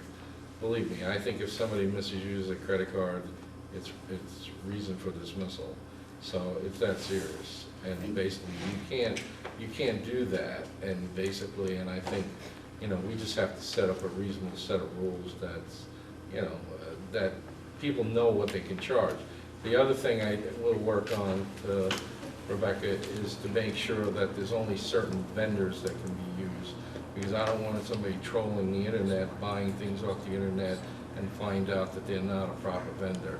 So that would also be reviewed and disclosed also, to hopefully assure you and other members of the board that we will be looking at this with a fine-tooth comb. Just to follow up, and you think that the reconciliation, when there's, how you put account codes on every little line on these statements, that you feel that you can still save time and efficiencies doing it? I believe so.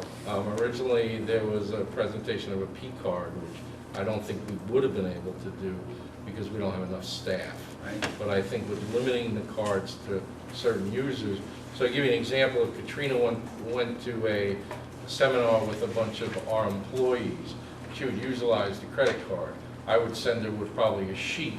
She would list down the people who had those meals, and they would have to come back with a detailed sheet. You can't come back with just something that says 10 meals at so-and-so. Because first of all, we use some of these costs as indirect costs related to federal programs. And if there's alcohol involved or anything on those bills, we can't have that. So those rules will be very quickly written in order to cover these activities. One last, Jack. Well, where I'm going is that, if this happens, is there a delay, in terms of financial accounting? When we're looking at a statement for a month, how do we know there's not some big pending balance that hasn't been coded? Well, basically, what I think what we can do is anybody who intends to use the card can actually still produce a PO. It would just be run through the system, but it would be paid through credit card, so we would know what's being spent. We have to encumber the money, because even though it's not running through a checkbook at that point, we would have to encumber the money off the credit card. Rebecca? Gosh, so everything Howard's saying does make me feel good. I don't doubt Howard's competencies or the superintendent's competencies to make this happen. I think it's cart before the horse kind of thing. So a lot of times it feels like that some of the things we stumble on later as a SU is that we don't kind of come up with these policies and procedures, at least the main sticking points in writing before we sometimes acquire these things. And then we come up with them after, but we already have it then. And so if it doesn't meet our liking as to how it's going to be used and we already have it, then it takes, I think, a lot more work while we're using it to adjust the policies and everything. And I do like the idea. I use one also. I have a government travel card that I use. So I'm very much in favor of it. I just really think that without seeing these things done before we acquire it, we are asking for more difficulties, and if we just take a little bit of time and knock something out and have something in place so that when we do acquire it, it's already there. Benita? Just from a historical viewpoint, because I was there when the situation happened with the credit card before, the issue that came up was the delay of people being able to verify the charges and going through the credit card and actually doing that work, matching everything up so that everything was correct. And then members of the Mount A board got all up in arms over paying late fees because there would be a late fee accrued because that matching up wasn't done quickly enough. And the board basically forced the short circuit so that there wasn't any more late fees, and that's when the problem occurred. Because the systems were there, they just lagged, so they weren't happening in a timely enough fashion. So that would be my I guess, statement on the history of the thing was it has to be that there's that timely aspect of it, and that hopefully the boards don't get all up in arms because you're paying a $30 late fee in order to do your due diligence on a $25,000 charge. Well, I believe if we set up the system correctly and we have a reimbursement form that runs through against that PO that we run through the system, that basically that'll be matched up. Now, since it's a credit card, those charges usually appear on the credit card within a day or two. So it would have to be heavily monitored to make sure that those charges don't get down the road on us, and I understand your point on that. I just wanted to point out that in our executive limitations policy 2.3 under financial conditions, there's already a point around being out of compliance if we fail to settle debts in a timely manner. And I wonder if teasing that out a bit more to include what the evidence would look like around these bills being paid in time would suffice in terms of holding an accountability structure, in addition to all the internal controls happening in the office. I'll add this, not that I was going to talk about that, but that could get added to the interpretation. Yes. Yeah. So, and kind of going along with that, this is a means piece. We are not the people who are experts in terms of systems for paying debts and expenses. You guys are the experts on that. You guys need to analyze the risks and the benefits, and I don't think that we need to vote on whether or not we do that. I appreciate, given the history, that you're bringing that to us for input, but beyond input, I don't think it's something that we should be voting on.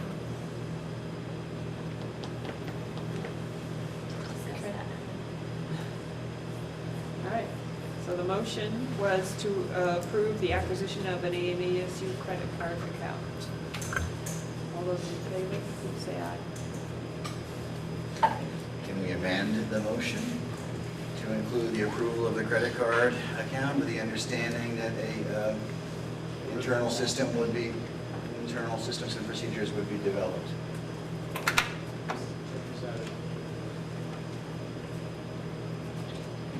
No, not necessarily.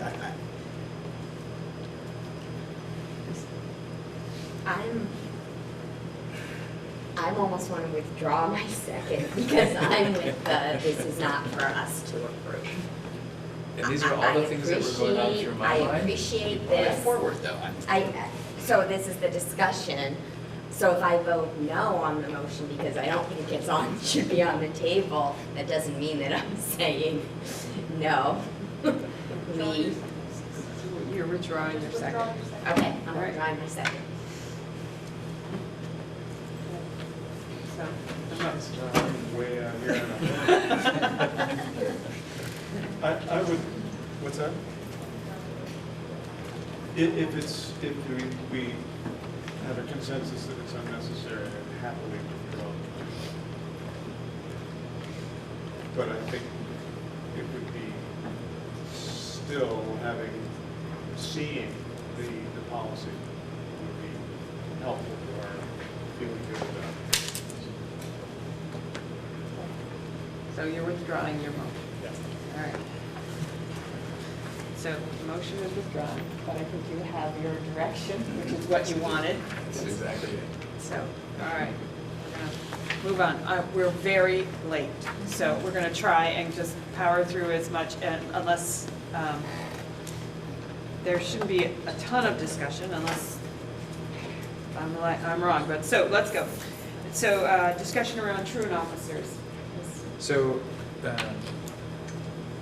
currently, each school, with the exception of Bristol and Mount A, they share a truant officer, but other schools all have different truant officers. There tends not to be lots of activity for truant officers, which is a good thing. When there is, it's cumbersome because nobody really knows what to do. Outside of Bristol, with the Bristol Police acting as Kevin Gibbs specifically as truant officer for the two larger schools. My recommendation is, and this is not so much for this group to take action on because we don't operate a school, but for everyone to know the thinking behind why the line item is there for appointing Kevin Gibbs as truant officer. I've spoken to Kevin. He's willing to be truant officer for all the schools. That'll increase consistency on how we handle truancy issues throughout the schools. We have somebody that knows how to engage in that kind of work, so it's not a learning process every time I need to do something. Be a great resource to principals, and the rate that Kevin and I talked about would be $45 per call, which Betsy and I can attest to how much of a bargain that is as we've been trying to really kind of gain clarity on how to move forward on some things. So that's my recommendation. I just wanted to have that put out there for everyone to understand for your local boards. Quick question, truant officers are required by statute, I assume? Right, and local schools. I'm sorry, I didn't hear your question. I'm sorry. I was just checking to see, confirm that the truant officers are required by statute. That's why. And they're required to be appointed by local schools, Right. local school boards. Kristen? Would Kevin be acting as a private citizen if he came to Moncton to do that, or, because I don't think he has jurisdiction in other towns, does he? He does have jurisdiction throughout the state. Because in Moncton, I know we have someone who the kids know and is a martial arts teacher, so I'm not saying no, but he would have a personal relationship with some of the kids that he's talking to. I was just wondering if that's so he would go as a police officer, as a truant officer, not as a private citizen? Correct. He would be going as truant officer appointed by the board. And that's okay in other towns? Yes. Okay, just checking it out. Thanks. All right. Any other questions around truant officers? Colleen? So as a Bristol taxpayer, Kevin's on a call for Bristol as our police chief, and he gets called out as a truant officer. How does that work? Do you have a backup? Or? He wouldn't, typically truancy isn't as much of an emergency. If he's on a call, he would probably attend to that call first. And then oftentimes, so typically what the truant officer is going to do is they might attend a meeting. The first thing probably that they would do is hand deliver letters. That's part of the process when it gets to that point. And that's really when there's a lot of work that the school does leading up to that point. And when we would call on the truant officer to take action is when we've exhausted those opportunities and we need to hand deliver, as required, an official letter from the truant officer stating it's important that you compel your kid to attend school. And that doesn't have to happen that minute of that day. And sometimes it actually takes multiple attempts from a truant officer to actually find the person to hand deliver the letter. All right. Okay, I'm gonna keep moving on. The next item is an action item to appoint the superintendent as proxy for the board at the BISBIT and VHI meetings on 10/21/16. So that's a motion at the table here for this board. So moved. Right, is there a second? All right. Any further discussion? I'm sorry, who seconded? Mary Kate. Thank you. Just had one question. Are we a district that has 2 votes or 1 vote on these? And if you're appointed, can you make both votes, or do we need to appoint someone else? It's 2 votes. It's actually 2 votes for VHI because we have dental and health insurance, and then 1 vote for VISBIT. And can you, And they're if we all- appoint you, can you do both votes? Yep. And really what you would be doing, I think, is probably authorizing Dawn to sign on behalf of the board. So you actually have 3 sheets there that she would sign. 1 for the health vote, 1 for the dental vote, and 1 for the VISBIT. All right. This is just for this next meeting, I'm sorry. For the 10, yes, 10/21/16. Okay. All right, so all those in favor of authorizing me as chair to sign the proxy documents to appoint the superintendent as proxy for the board meeting of VISBIT and VHI on 10/21/16, please say aye. Aye. Any opposed? Abstentions? All right. Just need to make sure to check that down box. Okay. All right, keep moving on. Down to governance process, C4 update, presentation of draft interpretations for policy 4.4 was included in your packet. You'll discuss it at your locals meetings. Are there any questions around that? Clarifying questions you need before you have the discussion? All right. Okay. Down to action to accept the 4.1 governing style from the retreat.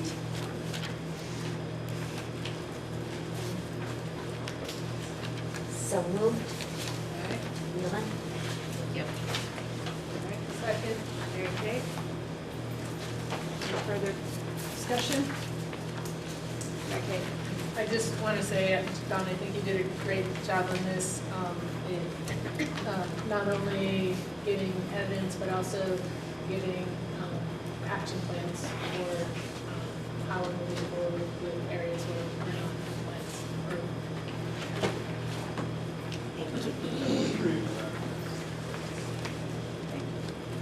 All right, so all those in favor of accepting the monitoring report for 4.1, we have our response. So based on the information provided, does the board find that the superintendent, the board, they got it in the first one and missed in the second one. The board interpretation is reasonable? Yes. All right, and did the data demonstrate the accomplishment of this interpretation? As reflected in the report, there were some areas of compliance and some areas of non-compliance.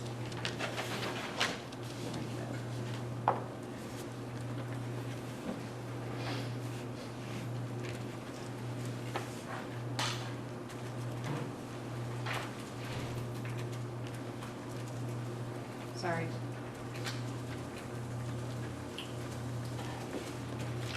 Okay. All right. Noted. All right, so all those in favor of accepting the 4.1 governing style monitoring report, please say aye. Aye. Any opposed? Any abstentions? All right. Sign that one. Update on negotiations was included in your packet. Any clarifying questions or you need information before you go into your local meetings? Okay. Update on Act 46. Again, that was enclosed in your packet. Are there any clarifying questions you need answered before you go into your local meetings? Brad? I guess, you know, the deliberations on Act 46 and the committee's deliberations are essentially over, been approved, it's been approved by the state unanimously. I just, Jen, if I could ask Jen, what would you say are the responsibilities or obligations of the committee members and the board members at this juncture? So it's a great question, and I tried to address some of the specific items that the boards need to take action on and to work on at this point. The committee has made a recommendation. It was approved by a supermajority of the committee, which was the decision rule that committee established. So there's really no question at this point about what the committee's recommendation is. It is to go forward with the unification. And I really would encourage all board members and committee members to work to inform our community about this recommendation and about the upcoming vote. We've heard that there's not a lot of people talking about unification out there in our communities, and so they will be asked to vote in November, and it's really, really important that we inform them about all the benefits and the reasons that the committee has made the recommendation that it has. Does that get to what you were looking for? What clarification you wanted? I think so. It's obviously the committee members are busy with the engagements, et cetera, but to clarify, what are board members? I know in New Haven tonight, we're going to be considering a resolution. I can only believe that would help the cause. But I just kind of wondered what you saw for board members in particular.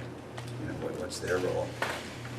So officially, the work of the committee has concluded because the committee has made a recommendation and that has gone forward.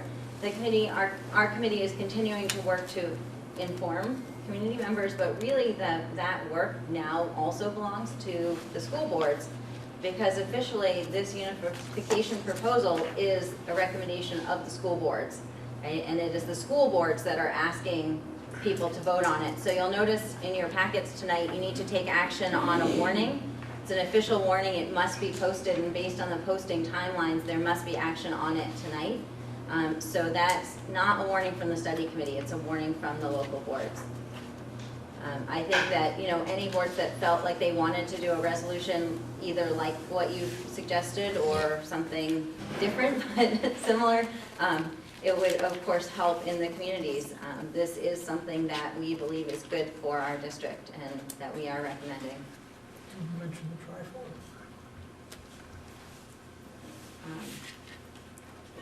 So we are also preparing information. We have a brochure of information that we've put together that is going to be available. So we're trying to work to support the local boards in having the information that you might need.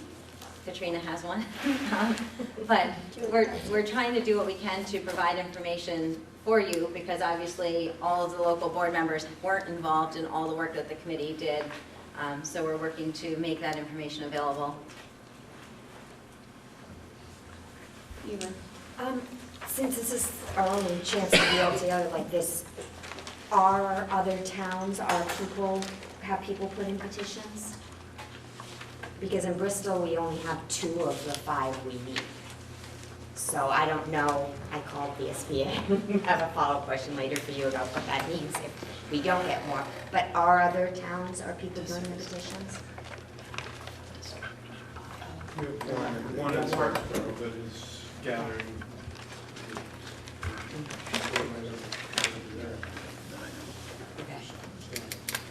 So in Moncton, there are 3 out.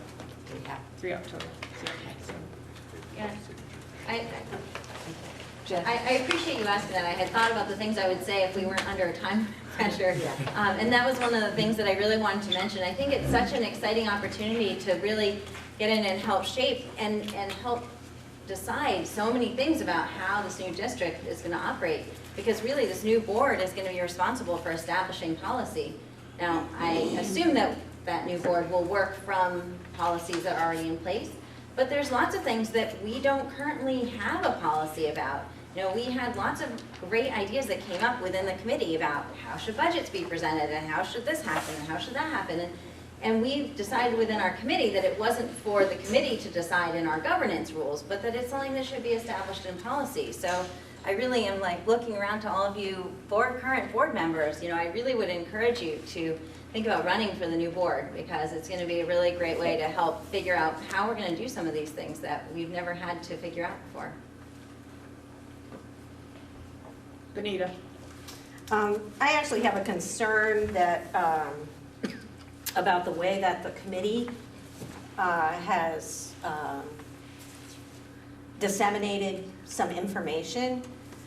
From my understanding, if the board assigns on a committee of the board, that they are under the same rules and policies as of the board would be.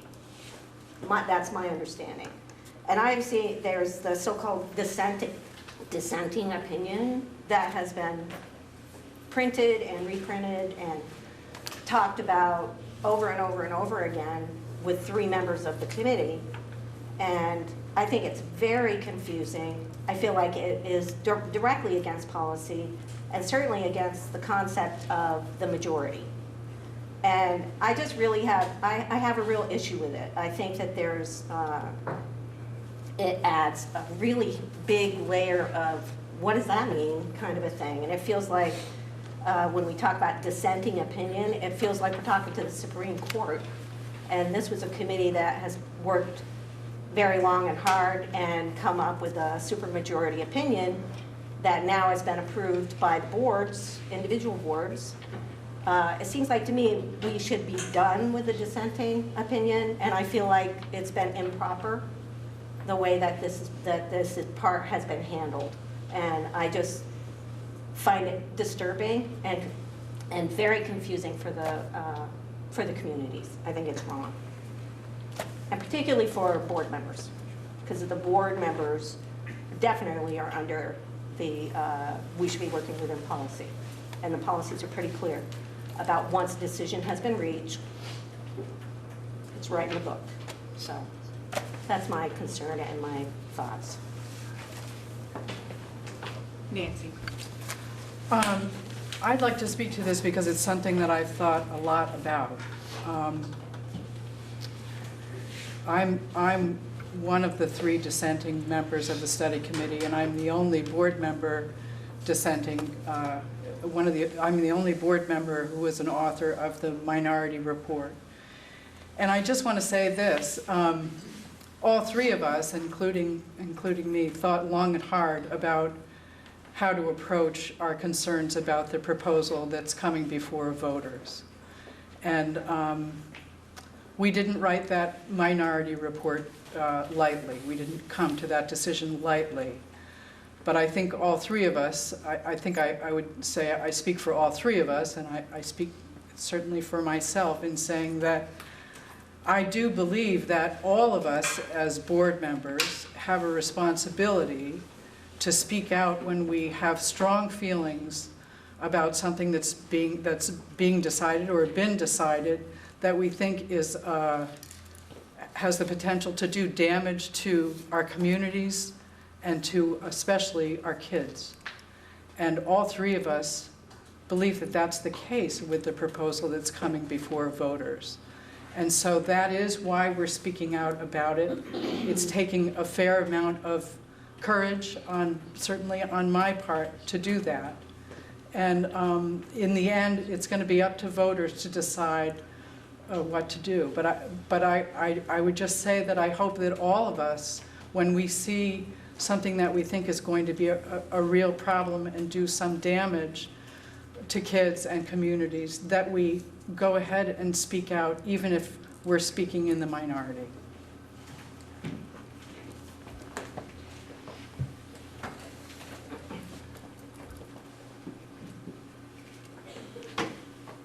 Anyone else?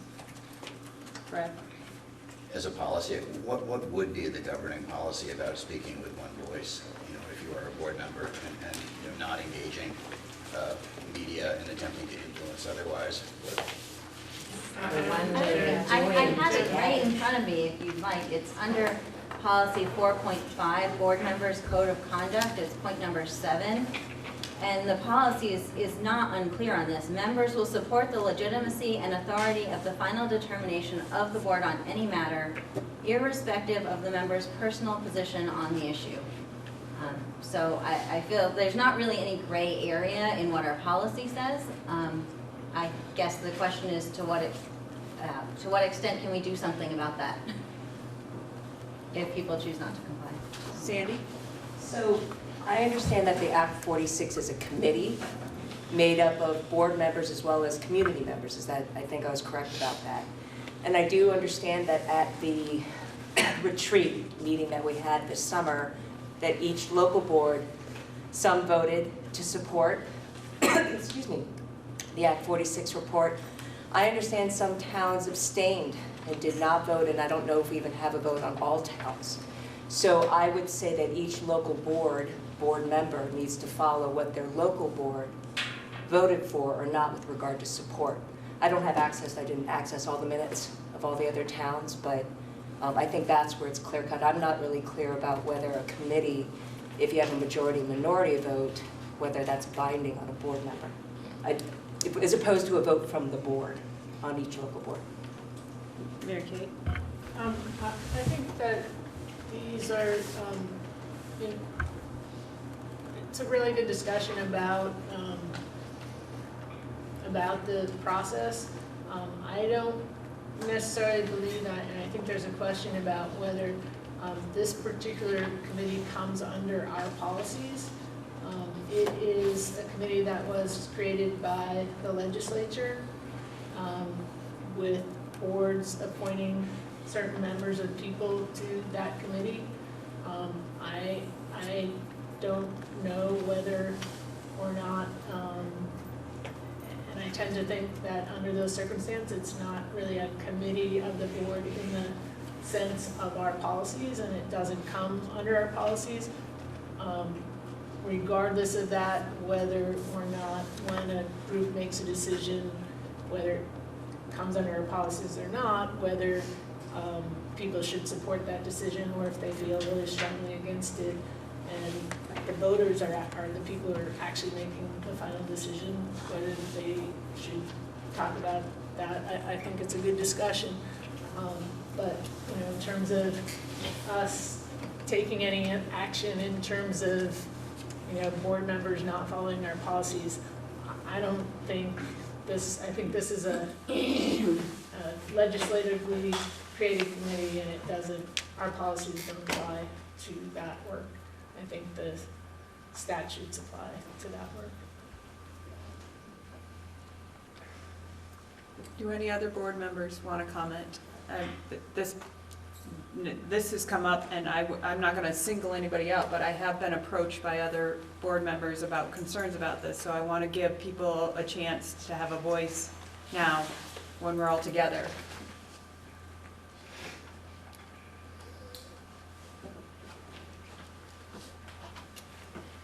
I know I'm not a board member. If I can't speak, I won't speak. I've got a board member, so I'm going to go to the board member. Benita? Just as a point, two different points is that the boards definitely, to me, this is definitely committees of the board. This is not the committee of the legislature. The boards appointed these people to be on the committee. So to me, it feels like it's a board committee without a question. And from my knowledge, every board voted on this in the August meeting, or before the report went in, it was voted on at each of the board meetings. I don't think it. We did. It wasn't. No. Starksburg didn't vote on it. We didn't vote. Lincoln didn't vote on it. Lincoln did not have a quorum, and Starksboro did not act on it. Boards aren't required to vote on it. Okay. Well, I guess everybody who had a quorum at least had the opportunity. Jen? I think this might be interesting to board members as you're considering your support. So something I didn't understand is that if the proposal is not approved by the voters, the Act 46 Study Committee is disbanded, and it goes back to the responsibility of the local boards to figure out what to do next. It's possible that the local boards could decide to form another study committee and to try to make another proposal. If we don't have a successful proposal, it is the responsibility of each local board to submit a report to the state, to the agency or the Board of Education about why we believe not merging is the best approach for us. And there's a whole ton of documents we can read about that. But I think it's important because if this doesn't go forward at this point, this is going to be something that you all will need to be talking about in December and beyond. All right. Okay. I'm going to keep moving on, try and get us to the end. Update on Policy and Governance Committee. The enclosure was in there. Does anybody need clarifying information for their local meetings? All right. An action item to approve the continuing charge of the Policy and Governance Committee, and that was enclosed. Yeah, Kate, do you have a short? Yeah, just, we got partway through the charge that we were initially giving.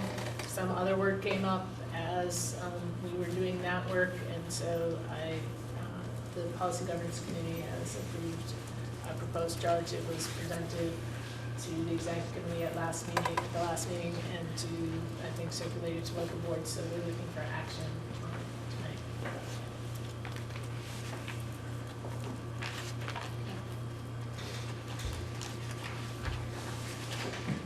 Anyone willing to make a motion? I think I'm on that committee, so somebody else should be. Yeah. I'll make the motion to continue that charge. Okay. Is there a second? I'll second it. All right. I think we can still Wake up. second. All right. Any further discussion? All those in favor of approving the continuing charge for the Policy and Governance Committee, please say aye. Aye. Any opposed? Any abstentions? All right. Is it possible that we can skip G? We can roll it into H as well, just get to the point where we are essentially doing the same thing, Okay. where we get a group of folks together that are Okay, interested in doing work. so we're going to roll G and H together. The discussion around the role of the executive committee in strategic planning development, and then after that short discussion, if you want to form a work group or another committee, then you can take action that way. Let's keep moving. So just to set the stage on that a little bit, at the retreat, this came up in the presentation, and Val weighed in terms of sort of roles and responsibilities, and we talked about it a little bit, I think, at the last Policy and Governance Committee meeting. As we're working on developing the strategic plan, Val made it pretty clear sort of where the line is between the board's work in doing so and my work as superintendent. And for the boards, the work is the mission, vision, ends. And then from that point forward, the strategic plan and how we realize those things is my responsibility. So we essentially have mission and ends right now. What's missing is the vision. So what I would ask is if the board would consider putting together a group of folks to, it came up tonight, it came up before, to, if nothing else, confirm that the ends we have and the mission that we have is what we want to stay with. Or if the decision is we want something else, then that's fine too. But to confirm that or make changes, and to collect input from constituents around what should the vision for ANSU be. And again, I would offer the support of central office to help the board do that, but I think it ought to be led by the board.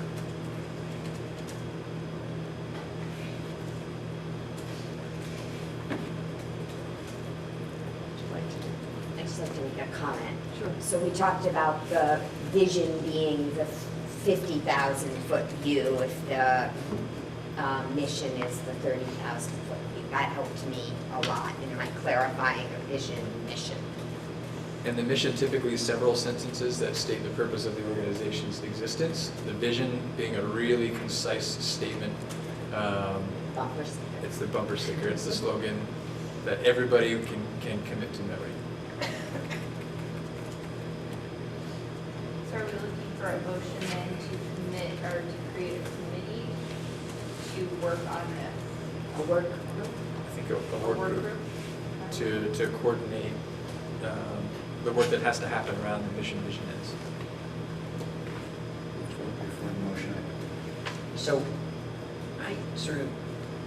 my vision for the vision was that it was primarily administrate your efforts to create this overriding document that needs to be in sync with ends, but that the board didn't necessarily own that. We own our policies, we own our ends policies. I think that we want to have input on the vision as with the staff and community, much like all the other collaborative initiatives we're doing. But am I off there? Is that different than? So this is an this is an ends. If you think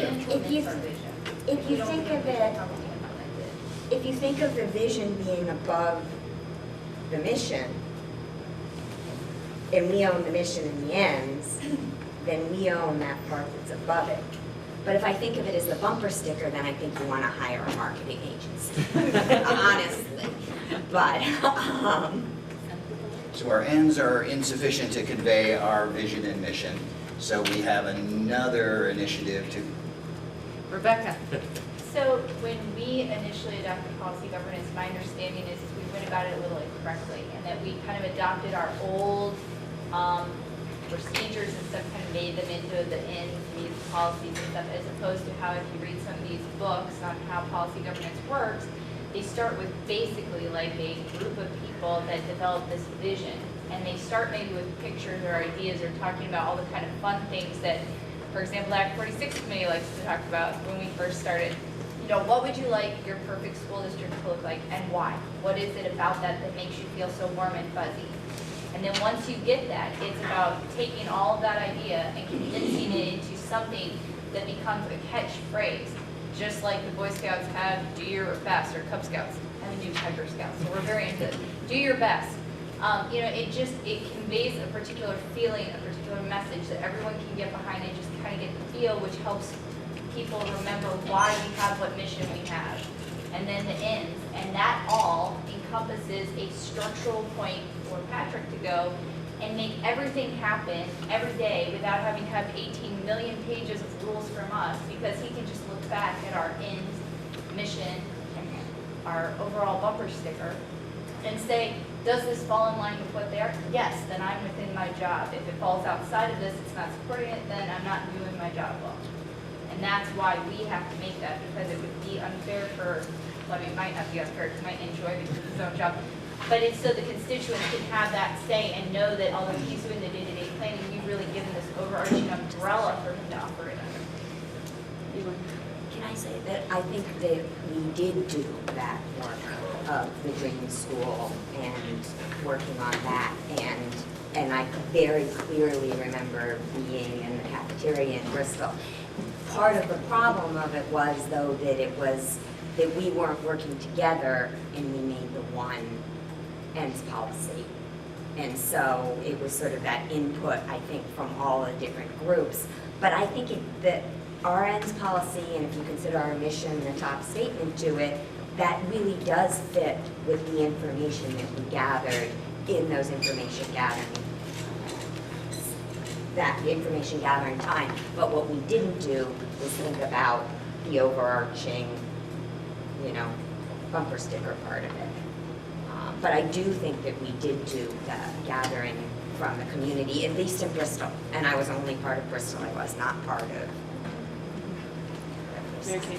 Yeah, no, that's my understanding. I think Benita, you did that, a lot of that work. Right, You they did started the original one, I think, Starks Grove.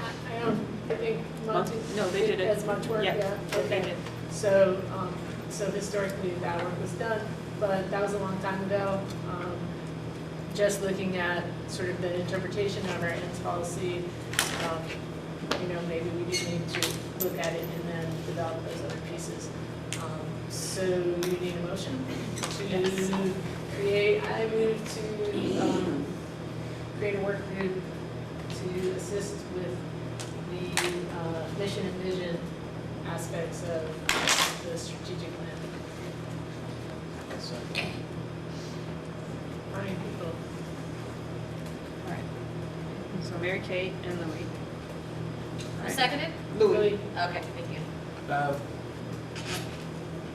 Again, I think this could be a relatively small work group that can sort of lead the charge, and then part of the work they would do is to think about how do they bring folks into the conversation, but a smaller group to lead the work makes sense. Large groups working aren't super efficient, so. I would say, the last big group that we did in Moncton, we had 2 people to organize the work, and then the whole board then took up aspects of getting the community engaged, and in fact, board members from other communities helped with facilitating it, so it seemed like that model worked pretty well. And the scope of the work is hard to say because it depends on to what extent do we want to redraft ends. Exactly. That changes things pretty significantly potentially. Right, like I'm all for community I'm all engagement for part the of it. committee. I've seen a lot of blurriness between ends and vision, and I'd really like to see that gel out. I looked at what was done in Middlebury. Lengthy, a Bible. I mean, there's a lot of ends in there. And, I think that document is kind of their governing ends in many ways. Are we going there? Is it, so there's a lot of unknowns here, I think, for me. I'm not clear on it all. There are multiple ends there that were brought into that, but they're sort of embedded, which is kind of the idea with the strategic plan that I would be thinking about is we need to think about mission, vision, ends, and bring that information into the fold and into the plan and how we realize those things. All right. I'm gonna hurry us along. Unless somebody's jumping up and down, I'm gonna hurry us along. All right, so all those in favor of creating a work group to assist with the mission and vision aspect of the strategic plan, please say aye. Aye. Aye. Any opposed? Any abstentions? All right.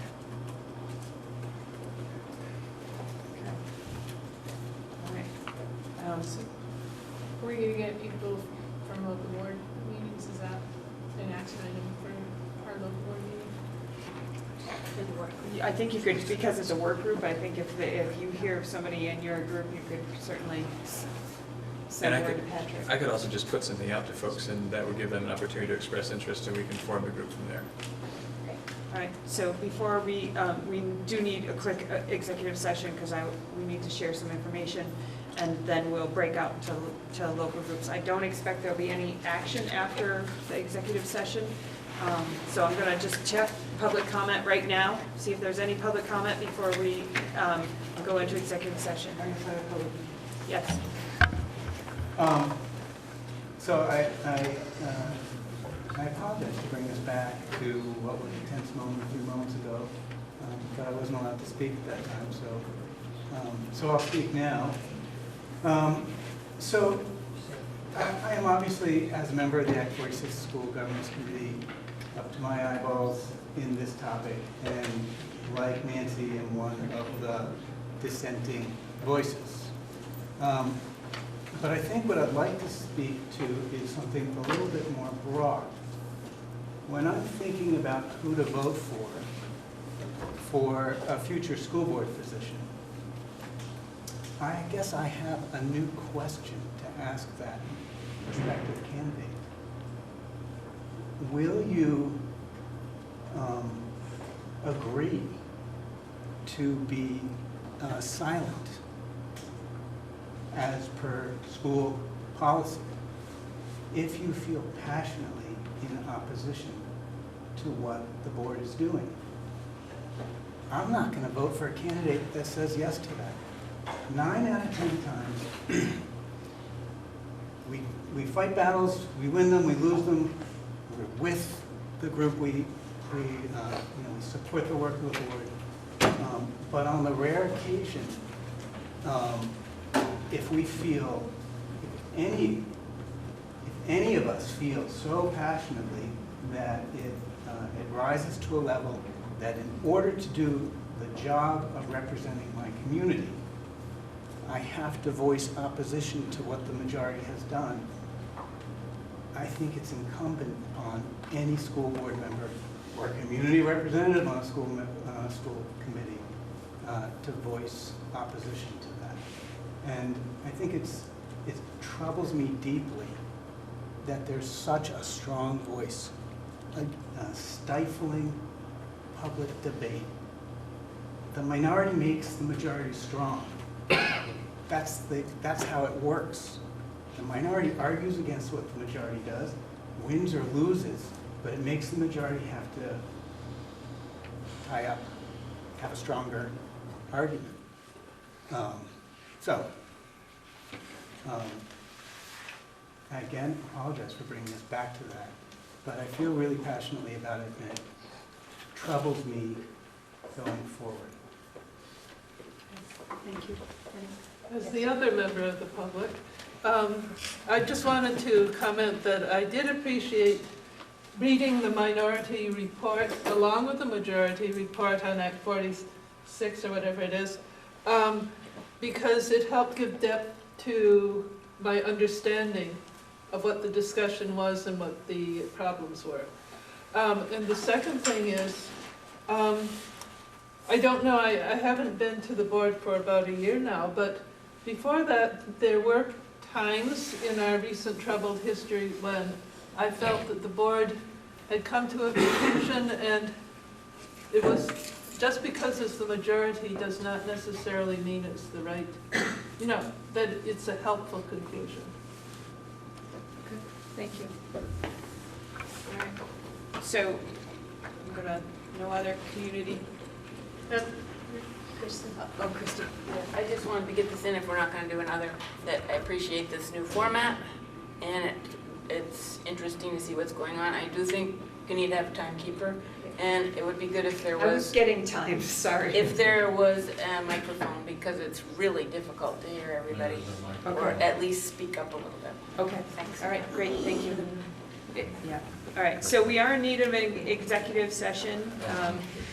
Title I, VSA 313A3, the appointment or employment or evaluation of a public officer or employee, and T1, VSA 313A1E, litigation. So we are in need of that, and I would ask that whoever makes a motion to please invite Patrick, Katrina, Howard, and building principals can, hang out. And then just to tell local boards, local board members can stay. Bristol will be meeting over here when we come back, Lincoln over here, Moncton back here, and round here Beaman. Mount Abraham and Robinson will be in the small cap, and the tables are set up.